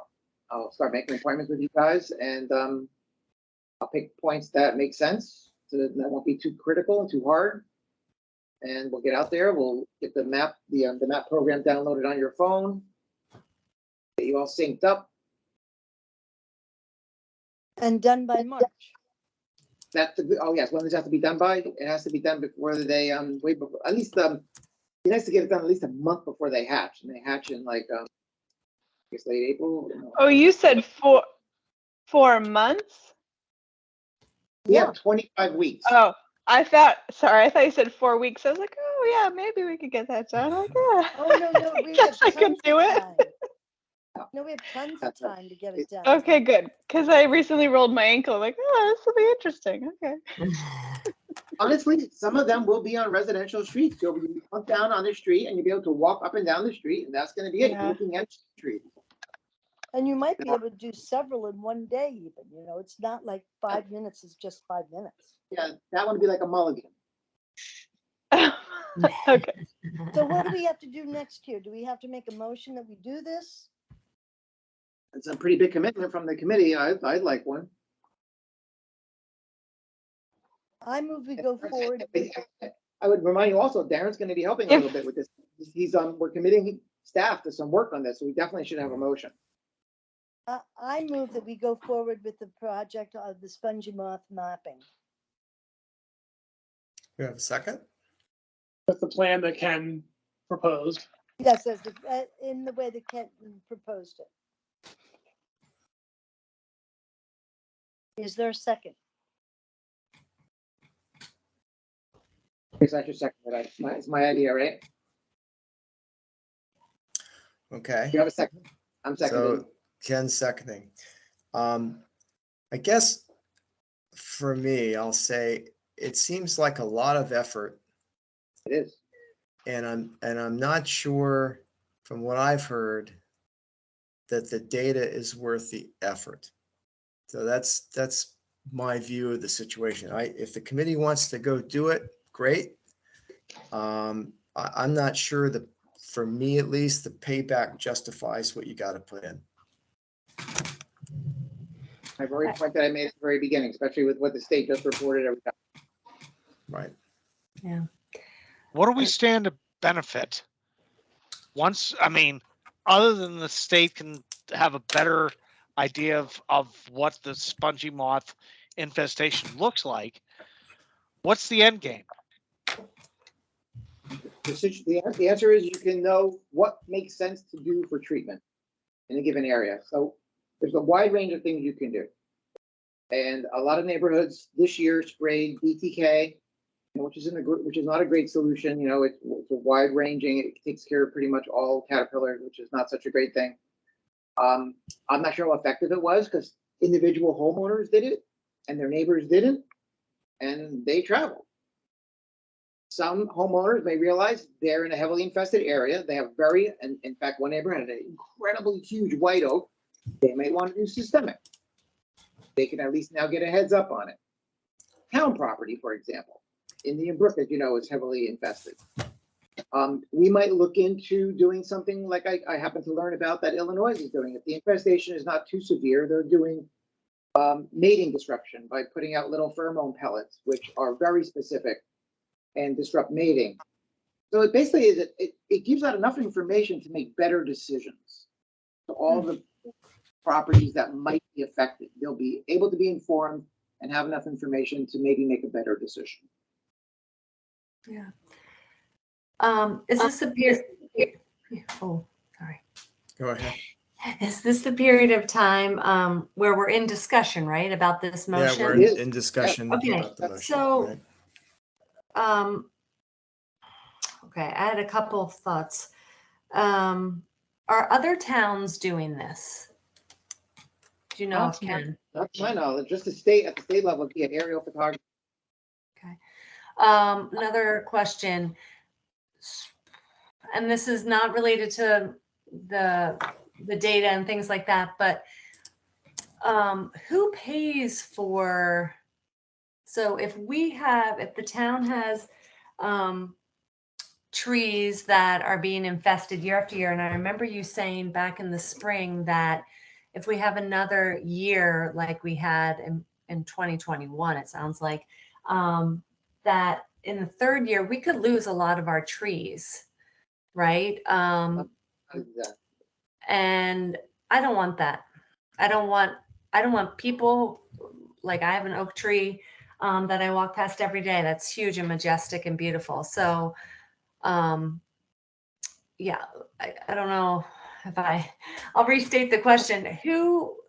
Is there money available for towns or private individuals to have their trees treated? And through treatment, does that actually prevent them from being infested and prevent them from basically dying if we have another infestation? And before you answer that question, Ken, I'm a scientist. I'm as a good friend said to me once a while ago, and I'm now being convinced through like our conversation, for the glory of empirical science and the fact that no one else is doing this, I think we should do it. Are you prepared to go hiking in the woods? Yeah, I mean, so, I haven't done the quick math, and yes, I love hiking in the woods. Send me anywhere. 100 sites, if there's X number of people. I haven't done the math, you have, but it doesn't seem like there's that many sites, right? Like 100 sites. What is the question? Sorry. Like, how many sites would each of us do over 25 weeks? Well, you have 25 weeks, so that's 4 per week. You have 9 members. So do the math. It's a half a point per person per week. You have 100 sites divided by 25. It's 11, a little, so, 11 at a minimum, and a couple people would do more. If every committee member operated at full steam, they have to do 1 point every 2 weeks. That doesn't seem too hard. Over That would get- 25 weeks? That would get us an It's- average of it's- 4.5 points. It's per week. 11 or 12 per, some people may have to pick up, it's 11.1. So 11 or 12, and you do one every other week. Exactly. Aaron, your question. Or was if on you what- have, Sorry. Finish the math. Sorry. Go ahead. I have really bad heartburn. No. No. Sorry. Aaron has questions about mortality. You want to pick that, Darren? Sure. So, Aaron, in terms of managing spongy moth, it's difficult. BTK has been the go-to because it also dampens the population if you do it right. But again, you have to get them at just the right time. You have to get them at just the right stage. Can't be any wind blowing. You're also going to hit some other non-spongy moth caterpillars. So, not always super effective. And again, depending on whether you get them all, they might just come back, with a vengeance next time. And I've heard firsthand experience on PTK folks. Right. Did it. Mildly effective, let's put it that way. Yeah, you've also, there's a lot of mortality this year. I think that's one of the reasons why we had less. I think the parasitic, the viral, and other sorts Let me of say one more thing that I controls just starting to work. Go ahead, Ken. mortality. Apparently, this I had not known, it was very much more recent, more definitely related is acorn production, which drops off. There's papers on this that drop off quite a bit, which is logical. Tree's going to adjust accordingly for lack of less food. So the seed production is going to be a lot less. That's a huge wildlife source of food. So what I was getting to is, as Alan mentioned, there are other, things out there that are controlling the spongy moth populations. Fungus, entomate, Don't worry about it. There's a virus that gets them when they get to too high a population density. The fungus works best when we get wetter weather like we've been having. So We did get that this year. we're having it now. We didn't get as much of it in spring. But the point being, if next spring is wetter, the fungus might do its thing. In any case, everything goes in a natural cycle. Spongy moths seem to peak for a couple of years and then go down. If you look at the history of it over the last 150 years or so, that's their cycle. Oaks also go in a cycle of they'll have a masked year of seed production and then That is a true. few years of not because of things like spongy moth or bad weather or whatnot. And so anyway, personally, my perspective is that trying to control spongy moth through herbicides or through insecticides or manual control is a pretty futile effort. It's not going to get you a lot of impact on the population. Better to let nature take its course and control it in the long run. But we should be concerned about individual trees if they are landscape trees or important, large trees that are producing seeds. That might be worth spending your attention on. And having a general sense of how things are going is good as well, primarily as a public outreach tool to show people, hey, here's the information, here's how to make an informed decision, here's what you need to know. And this will also go away eventually. And I have great anecdotal reports on systemic, actually. Right. So again, systemic insecticides are really effective for protecting a particular tree because it basically puts, insect poison into the cambium and anything and the leaves. So anything that the insect eats, Yeah. it gets. And that's what I've been doing. Lauren, can you make what I was wondering if we can make one more comment? I think it's really getting late. So let's see if we can try to get one more comment and maybe we should put this to a vote. So I just want to conclude, if we, if this, then that. So if we do this, then there's a grant, then there's a stop, then there's a cure. So what's the, if you're looking at it from like a diagnostic perspective, okay, if we do this procedure, what's the pros, what are the cons, or what are we going to get out of doing the mapping? I think your primary outcome from the mapping is public outreach and reaching people to let them know what's going on. I don't think it will Okay. make any difference whatsoever in terms of actual management actions that the town will take. The only thing that So it's would, awareness. it's awareness. The only thing that would help management actions if there are particular trees like in parks or on streets that we know we can either treat or replace or remove. And that's the most useful information in terms of that. The state might do something. Unlikely at this point. Unlikely. Okay. Well, since it was a decline, I think that Darren's probably right. If it went up, maybe then, but it actually went down. Do we still have a quorum or are we down? I think we, We're on a have farm, we've got 6. okay. So let's put this to a vote, whether the CTC should execute the spongy moth monitoring plan as Ken proposed. All in favor, aye. Aye. All opposed, nay. Nay. Nay. Nay. Uh-oh, That's 3-3. that would be a no. Okay. Okay. And not that this doesn't come back to our agenda. Maybe we wait and see what it's looking like in the spring or through the course of the winter. I mean, for anybody that's out. It would be too late then. So you do It's have, okay. have It's 4 members absent tonight. You could ask to put it to a vote again when you have more There members. could be a rescission, absolutely. Okay. But I won't propose it. Okay. Somebody else has to want to do it. So, Okay. Alan, my suggestion would be, since we're probably not going to get to work plan discussion tonight, let's put that to a future meeting and include Spongy Moth revisit as part of that. Does that seem reasonable? That sounds great. Yeah, I was gonna talk, my next thing was what are we gonna not work on tonight since it's getting so late? And I think the work plan is a good thing to hold up on. In fact, maybe even trail. I think if we have some things we really need to do for development review, we might want to postpone our trail mapping discussion as well. Yep, I can give you a 2-sentence summary of trail mapping, but we can dig into it. Okay, more. that would be great. Yeah, let's have the two sentence summary and then we'll go on. Yeah. Okay, I might not get 2 sentences, but it'll be short. Okay, time's up. You have stuff in your packet talking about how to do a trail mapping inventory, and an example of one that Alan did for the Matthewtown Forest Red Trail. Please go do that, and as soon as you do, we will staff will take that information and make sure the GPS is correct and put something on the website.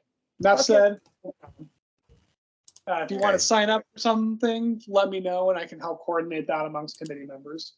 Okay. Thanks. And we should talk about this more next meeting. I'll kind of make a reminder for myself to keep this on the agenda for next time. Thanks. All right. And we have another holdover from last month. That was Aaron's piece around the water quality issues that you were going to do at the last month's presentation. About Indian Brook and Yeah, alga blooms. I think that's what Yeah, you were. what's the doing. primary So contributor? hold on. We're all moving ahead on stuff that's not on the agenda. Right, No, I'm right. just Let's, saying that yeah. that's another I was like- holdover Because I from haven't heard, last month. and we can talk that about we need that. to make sure it gets on the next agenda, so we don't lose it. So, That's all. so yeah, it's not lost, Betsy. Aaron and I just haven't talked, and I didn't want to put something on that we didn't have anything to present. Oh, okay. And then there is information on algae blooms in the reading file. But first, there's development review, right, Alan?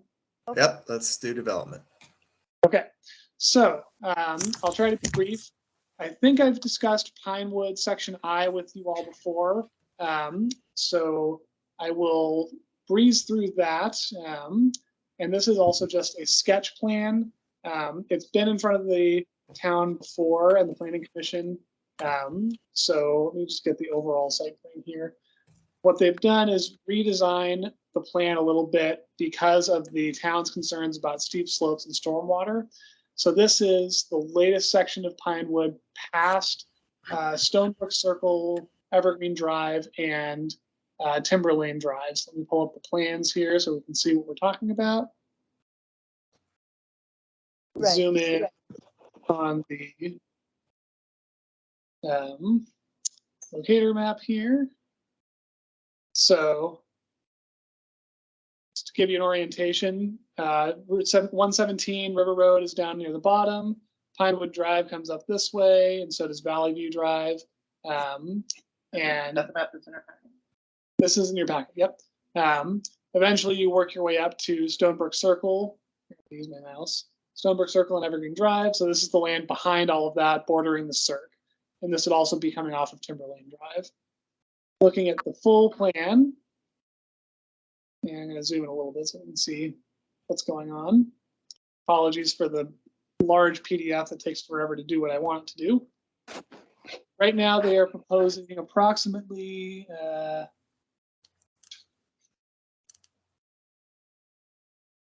I think it's something around 32 units. Most of them would be single unit homes on their own lots, sort of small shared driveways off of the edge of Stonebrook Circle. Oops, here and here.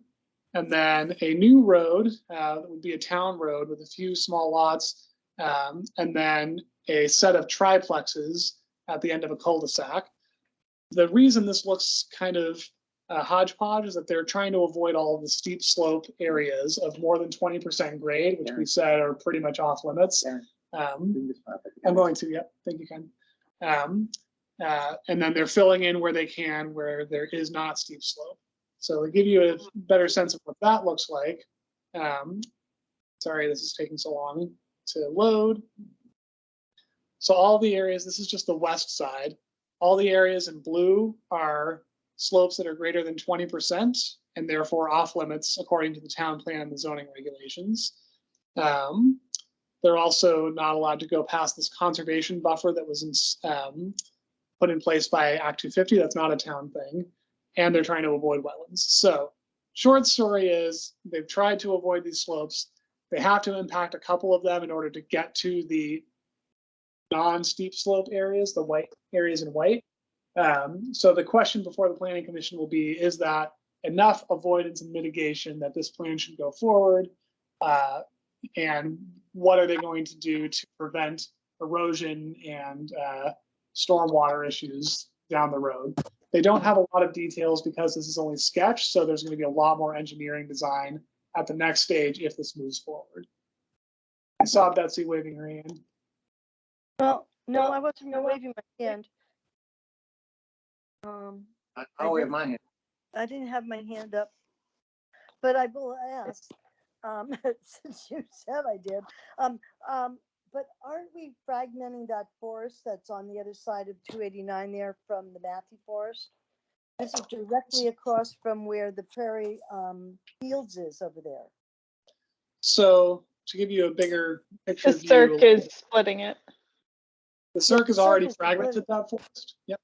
Yeah. The circ runs But behind we're this. fragmenting more because there's a lot over here where I think the bears hang out.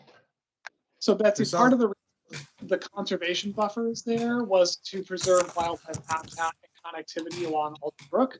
So that was something that Act 250 asked for that specific purpose. Okay. The town does not have any regulations about forest blocks. We just say, hey, they're there. We'd like you to avoid them, but you're not required to in any way. So we can't necessarily say to them, hey, you have to not put all of these houses here because of forest buffers. What we can say is there could be some erosion issues, and you're also kind of sprawling the more you move these houses out away from the road in order to avoid the slopes. And since this is a planned unit development, it should be clustered. They But do I need thought the whole point of the Act 171 was within our town plan, we have to show how we are going to maintain our forests. Yes, that's correct, Betsy. Because Act 171 was only passed a few years ago, it's not In 16, it was passed in 2016. Let me finish explaining, please. Okay. It was passed to require town plans to include something about forest blocks and wildlife connectivity. That means that at our next update, which is in 2024, we'll have to put something in saying, hey, we should do something about this. once we've put that in the plan, we can then start talking about potentially regulating something. So we don't have anything yet saying that we are allowed to do that. So this development is getting in before we've put regulations on forest blocks. So that's why we have this working group that we've set up about Act 171. I'm happy to include you in that. Great. But it's going to take some time to get that into any sort of regulatory, requirement. But Act 250 is also looking at this. Darren, I guess I don't know what we can really do. My sentiment is kind of like Betsy's. I mean, if I had kingly powers, I'd just say, no, you can't build anything. But if they're going to build something and I can't really do anything about it, I don't know why I'm looking at it, So, well, and I again want to say, because this is a planned unit development, we can ask for some level of open space preservation and clustered development. And not building on certain slopes. And well, not building on certain slopes is a given, and the developer is Why is lot asking. number 10 like it is and lot number 13 like it is? Yeah, so that is something that I will be putting in the staff report for sure, because I don't see how they can make that justified. What about the road? So again, this is the question that's going to be in front of the Planning Commission.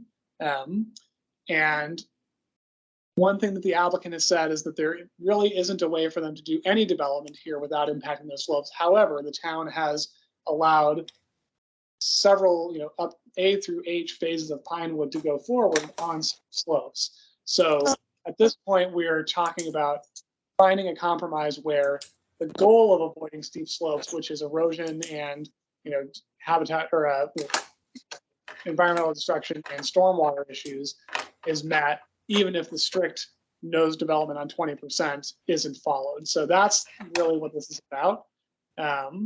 It's trying to sort of look at the end goal versus the letter of the law. I will also, this is good conversation. So thank you for bringing up the forest blocks. I'll mention that as well. I think their argument will be, well, we've got the forest block, partially protected. This is a compromise, but it won't hurt for the Planning Commission to hear that, we're still trying to meet our Act 171 requirements, and this isn't helping that.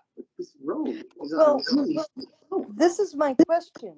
They, over here, but behind our home where Fernwood is, Fernwood Hollow, and you've got houses on Cindy Lane that have lost their septic pools because of the erosion that they have, and that they had a backyard. Many of them don't have much of a backyard anymore.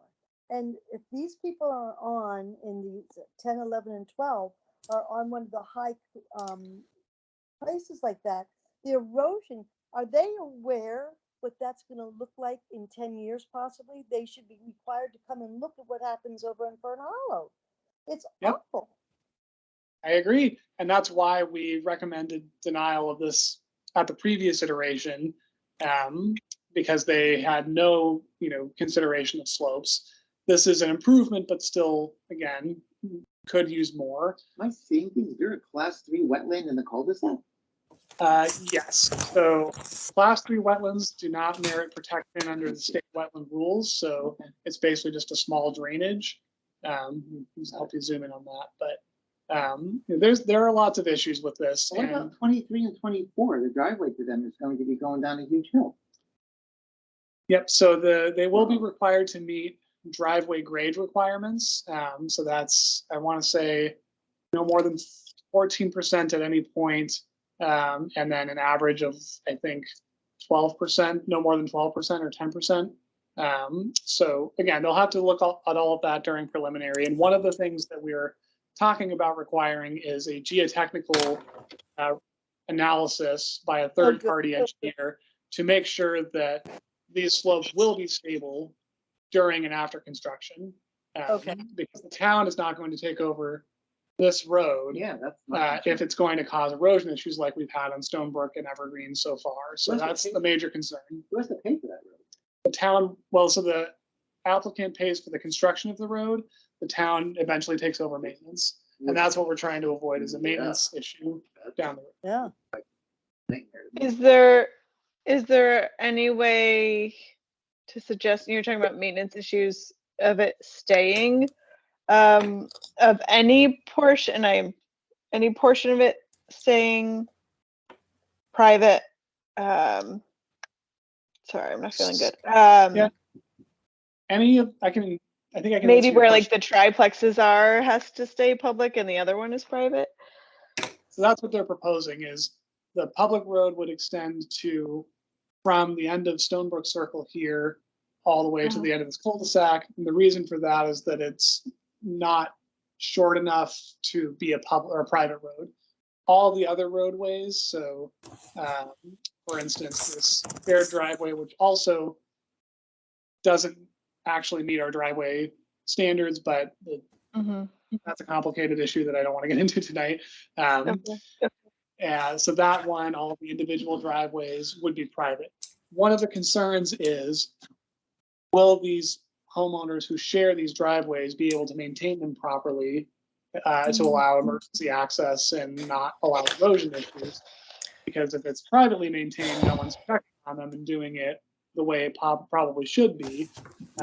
So that's something that our public works department will be looking at very closely. Yeah, this whole project.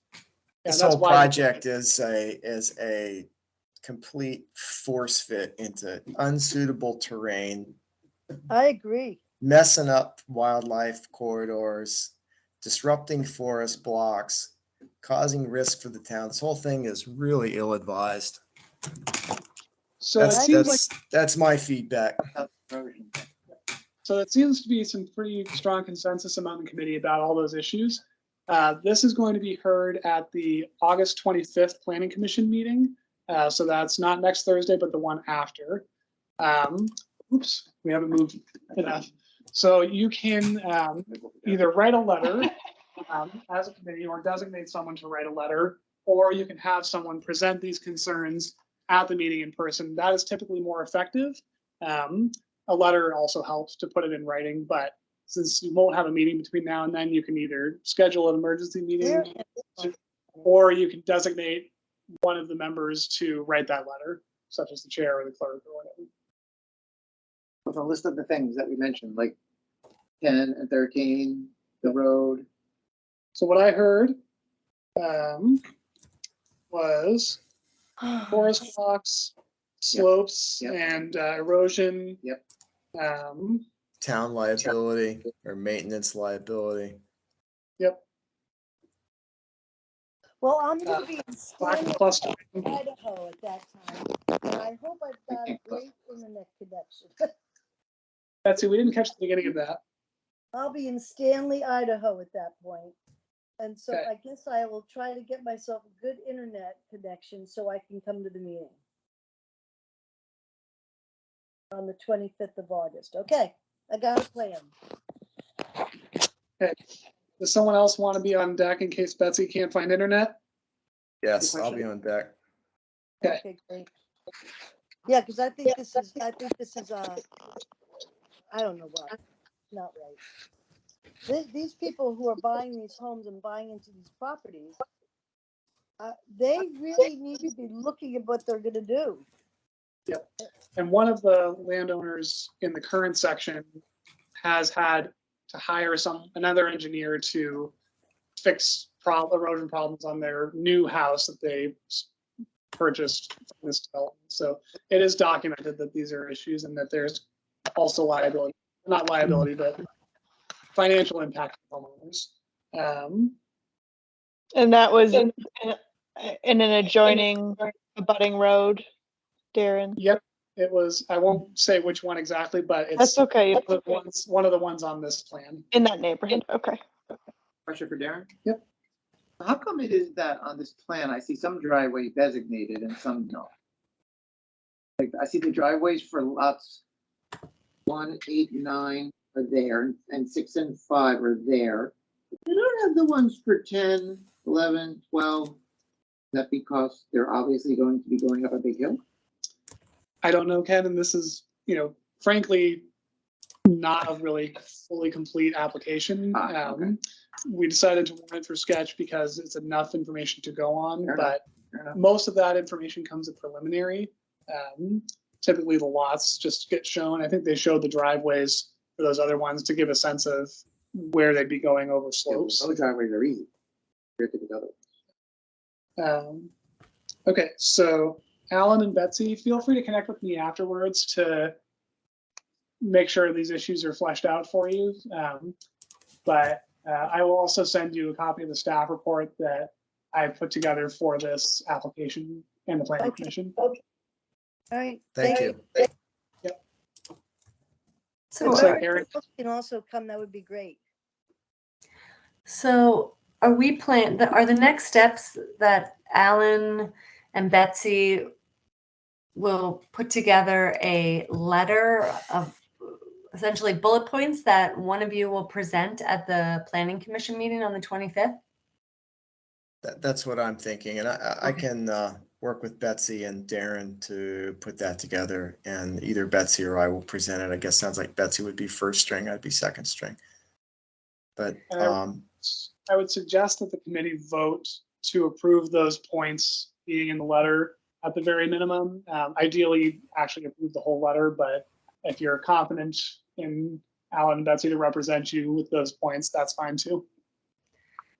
I was going to ask that, Darren. I was going to at least suggest that I'd like to see what you're presenting to the planning commission, just so that all of those points that we've been talking about are addressed. Because I've been looking at the map, but I still need to kind of get my bearings on it and look at those wetlands and slopes and things like that. So I want to make sure, yeah, anything that hasn't been brought up is brought up in a point. And then I'd also like to suggest that Betsy, you're going to be in Idaho. You may be in no man's land or no person's land, that we have someone in person there, because I think it's I think that that's a good idea. Erin. strongest when it's like, Alan, if you can be there. Fortunately, I am out that evening of the 25th, but yeah, I think just standing in front of someone and sharing our concerns as an entire committee is better done in person than via Zoom. And my question would be, is if we put together this, these bullet points, can all of the members of the committee sign on and say, we agree with those? Can you all respond and say, because that way, if we can go in and say the majority or all of our committee have these concerns about this development, I think it's a So- very strong thing to have to say. So And I Betsy- think, yes, I'm sorry. Oh, sorry, I got cut you off. It's okay. So because you don't have that letter in front of you tonight to vote on it, I would say you're going to be voting on the points, and you can, ask that you and Alan write that letter to represent those points. What I can do is send it around to the committee, and if there are major concerns, you can send those back to me and I'll relay them. But if we have a discussion about content over email, that violates open meeting law. So Why don't we have an emergency meeting? Oh, right. I was going to say the alternative, as Ken is suggesting, is to have an emergency meeting just to review that particular item. Special. Yeah, special meeting, sorry. So let me know if you'd rather do that. Do that. That- Let's I- move, have that- a draft and then have a special meeting. Yeah, because that's the 25th. It would be helpful. It would be helpful if we could do that. Yes. You need a motion? I'll move that.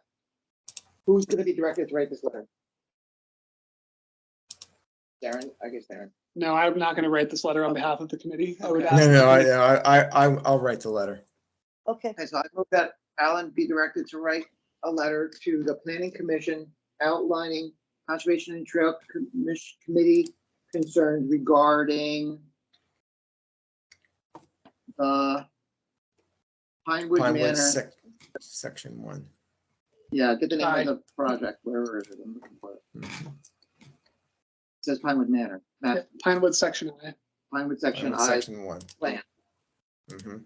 This is the bullet point. We don't really, since we're gonna vote on it, Alan, you know what the bullet points are. I think, right? Yep. Somebody It's, second that and move on. okay. Okay, do we have a second? I'll second. Okay, any further discussion on the letter, on this motion? I have one question, actually.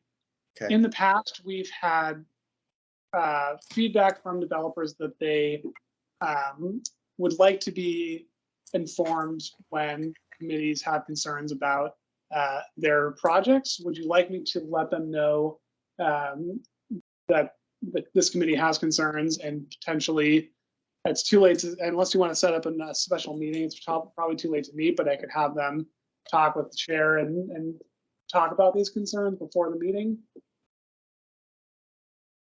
Um, This, I this, don't, go ahead, Betsy. this is the very thing that I think is problematic in all of our developmental things when we have realtors, construction going on, is that I think this committee, when there's this kind of a development in this sort of a region with the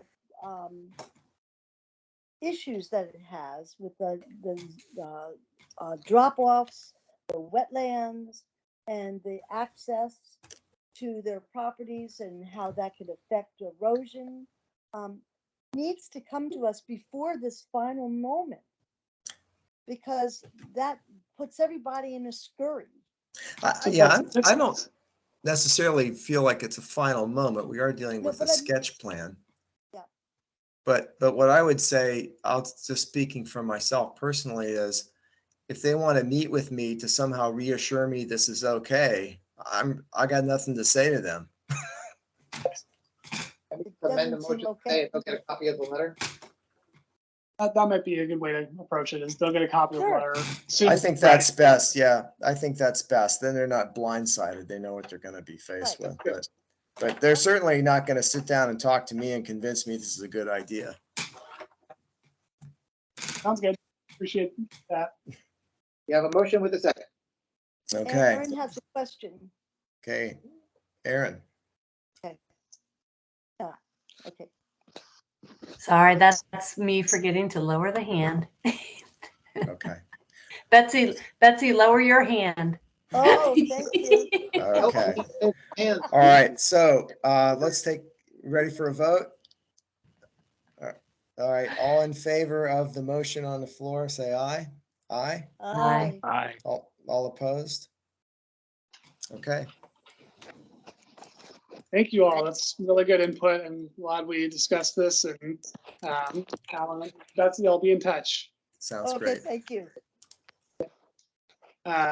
Next application, I know it's 9 o'clock.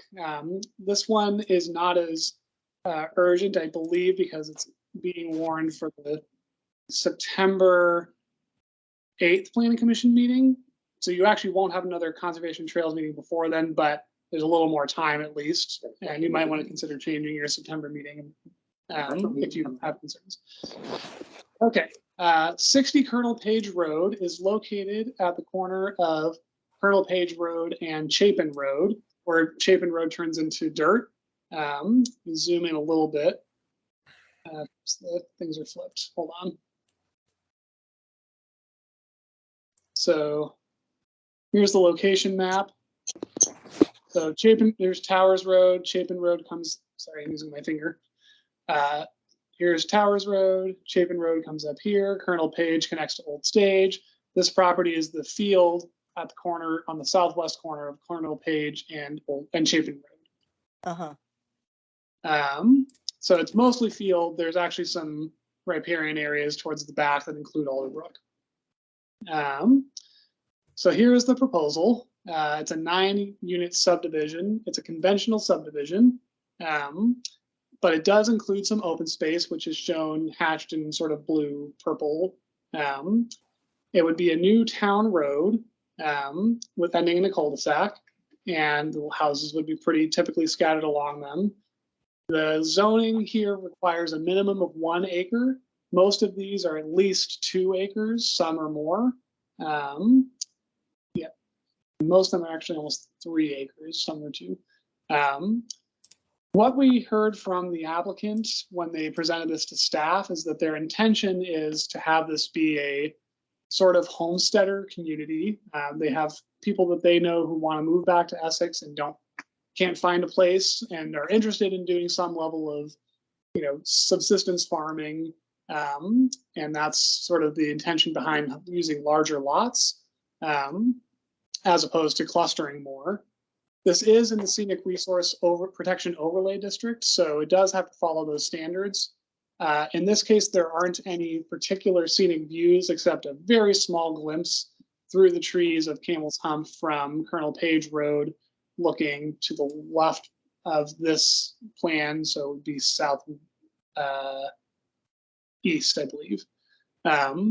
So given that, the main objective would be protecting open meadows and the foreground views that they provide and sort of the agricultural aesthetic. So it doesn't really meet that, in my opinion. It doesn't have the clustering necessarily, although the houses are oriented at right angles, which is recommended.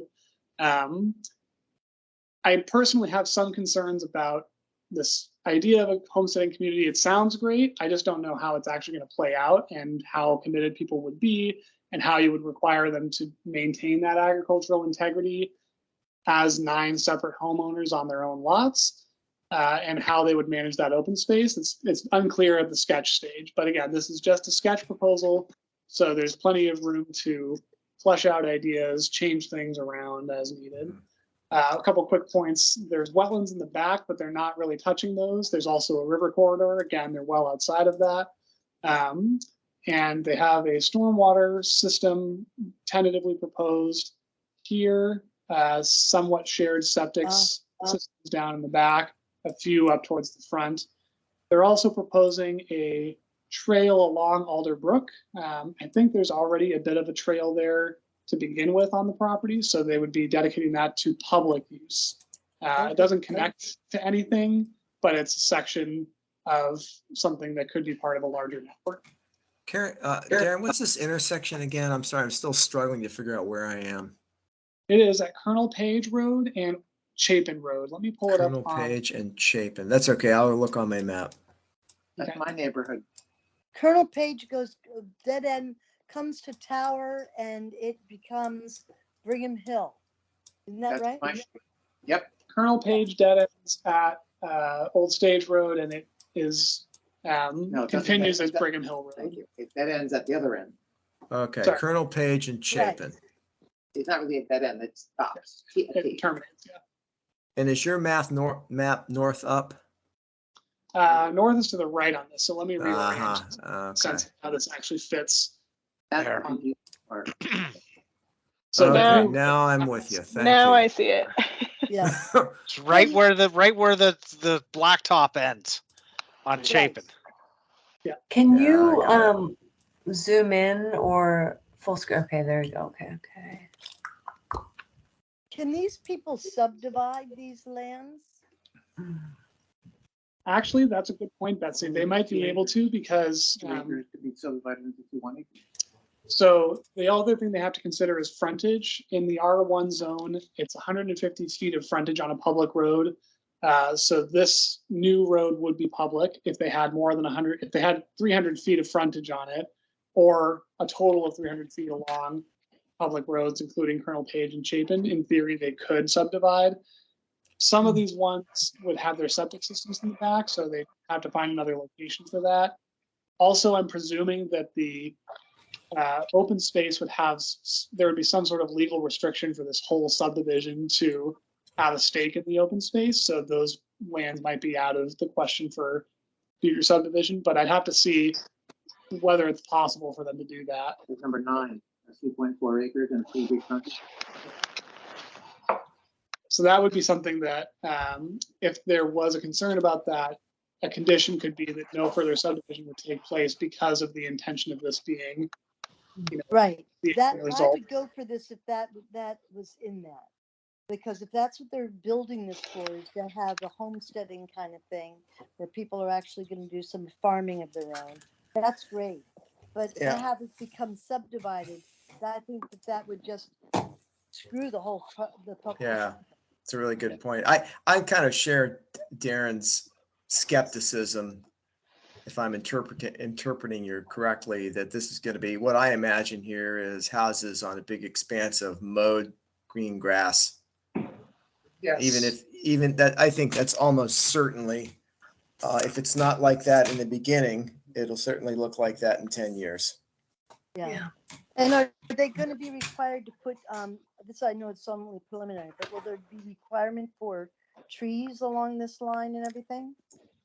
Yes, as a new public road, there would be a requirement of a street tree every 50 feet on both sides of the road. Okay.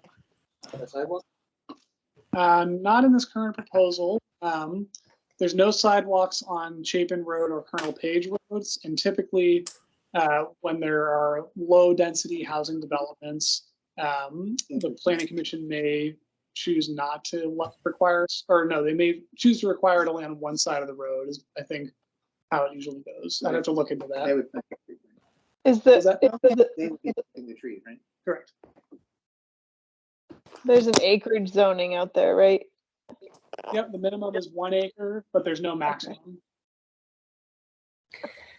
Is this part of the 500-acre family farm, Darren, that is mentioned in the July notes? Nope, that's a completely separate application. That one actually, I presented it to you before it was complete, and we haven't actually received all the information we need yet, so it hasn't been reviewed at any substantial level. It's still in the docket. This is a separate parcel. It's about 30 acres, I believe, 37 acres. No, it will not require an Act 250 permit because it is 9 units. And Oh, this is sketchy to me. I feel like this is sketchy. Like if you want to do, I'm all for subsistence farming. I would love to own 2 acres of land and have a farm and some chickens and things like that. I would buy into this, but it's like they're coming, I don't know. This is me, like they're coming under the 9 acres, so they don't have to go through Act 250. They've got like, you know, these parcels that depending on the road frontage can be potentially subdivided unless we have like a contingency for that. And if you want to like create a subsistence farming community, turn yourself into a co-op and actually maybe have some more covenants in place. I don't know. I'm just Here, like here. I'm a little Absolutely. skeptical about this. Mhm. Yep. Or I am dedicate, Totally. Aaron, right? Aaron, dedicate some space to that farming as opposed, like one of these lots could become that community farm. I'm sorry. Yeah, I didn't hear. I'm done. Propose, Aaron didn't hear you, Ken. Oh, Aaron, along with what you were saying, a way to demonstrate that intent would be to dedicate maybe one of these lots to a community farm. Correct. Yep. Yep. They've done that in other places throughout Vermont. Yep. Yeah, or put the houses in a more clustered location and leave more land open for the farm. Yeah. Yeah, so they Yeah. have the open space designated as the sort of purple hash area around the Yeah, with the outside of septic- everything. With the septic system, Right, part of that's septic systems where you can't really plant anything. obviously. Yeah, So you're really talking about this. I agree personally that, you know, this is a lot of space to take up for housing when, if the intent is agriculture, you're not leaving much for agriculture because anything within those sort of red building envelopes is going to be someone's lawn, most likely. Right. And maybe they'll throw a chicken coop on there, but yeah. you know, they could do that on a 1 acre. I have a chicken coop on 1/6 of an acre. It works. Right. This is dumb. So Yeah, this is. we will suggest that they, Some money for the Well- farmland where their idea is. yeah, I- try to cluster a little more and consider this co-op model or some more firm way to have farming as part of this intentional community, if that's the intent. If it's not, then it's going to have to follow. And the challenge And- here, And I have no missed- what was that, Betsy? and have no subdivision. Right. of the So legally, the two things that can allow us to do this, or if this were presented as a PUD, we could say it's not clustered enough. There's not enough, you know, intentional open space. You're not doing affordable housing, et cetera. would have more sort of hooks. Because it's a conventional subdivision, the only hook we have is the Scenic Resource Protection Overlay District, which again is supposed to preserve open meadows. This really isn't doing that at all. And scenic views.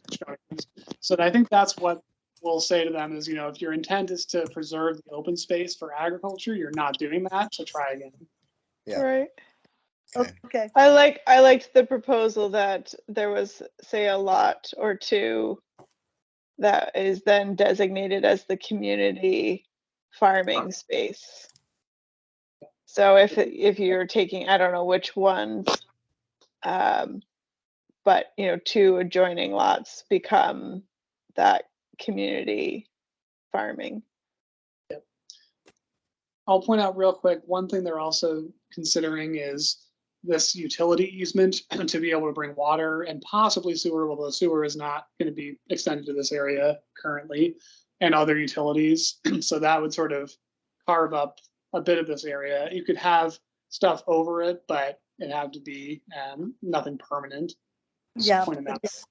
But I'm gonna say, if they're thinking sewer lines, they're thinking about subdividing these lands, because when we. in Well, you can Tanglewood just- were required to do it. When they wanted to put in the houses at the back end of Tanglewood, we had to go on the sewer.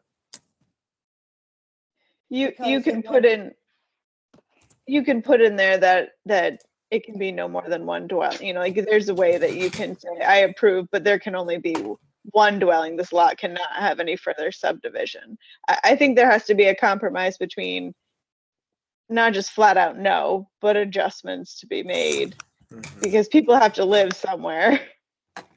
Yeah, right. There Yeah. should be a way to If do if this. you want Vermont better. to survive and you I don't want us just to think all these die off and there has to be properties- space.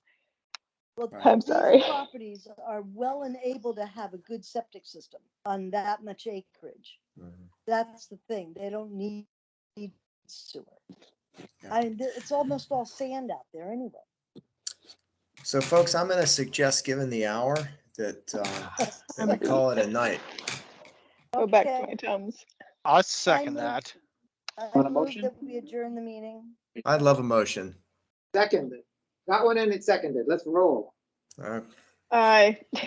Okay, thank you all. It's a long one. Thanks a lot. Okay, Bye. thank you. Bye-bye. Thanks, Bye, everyone. guys.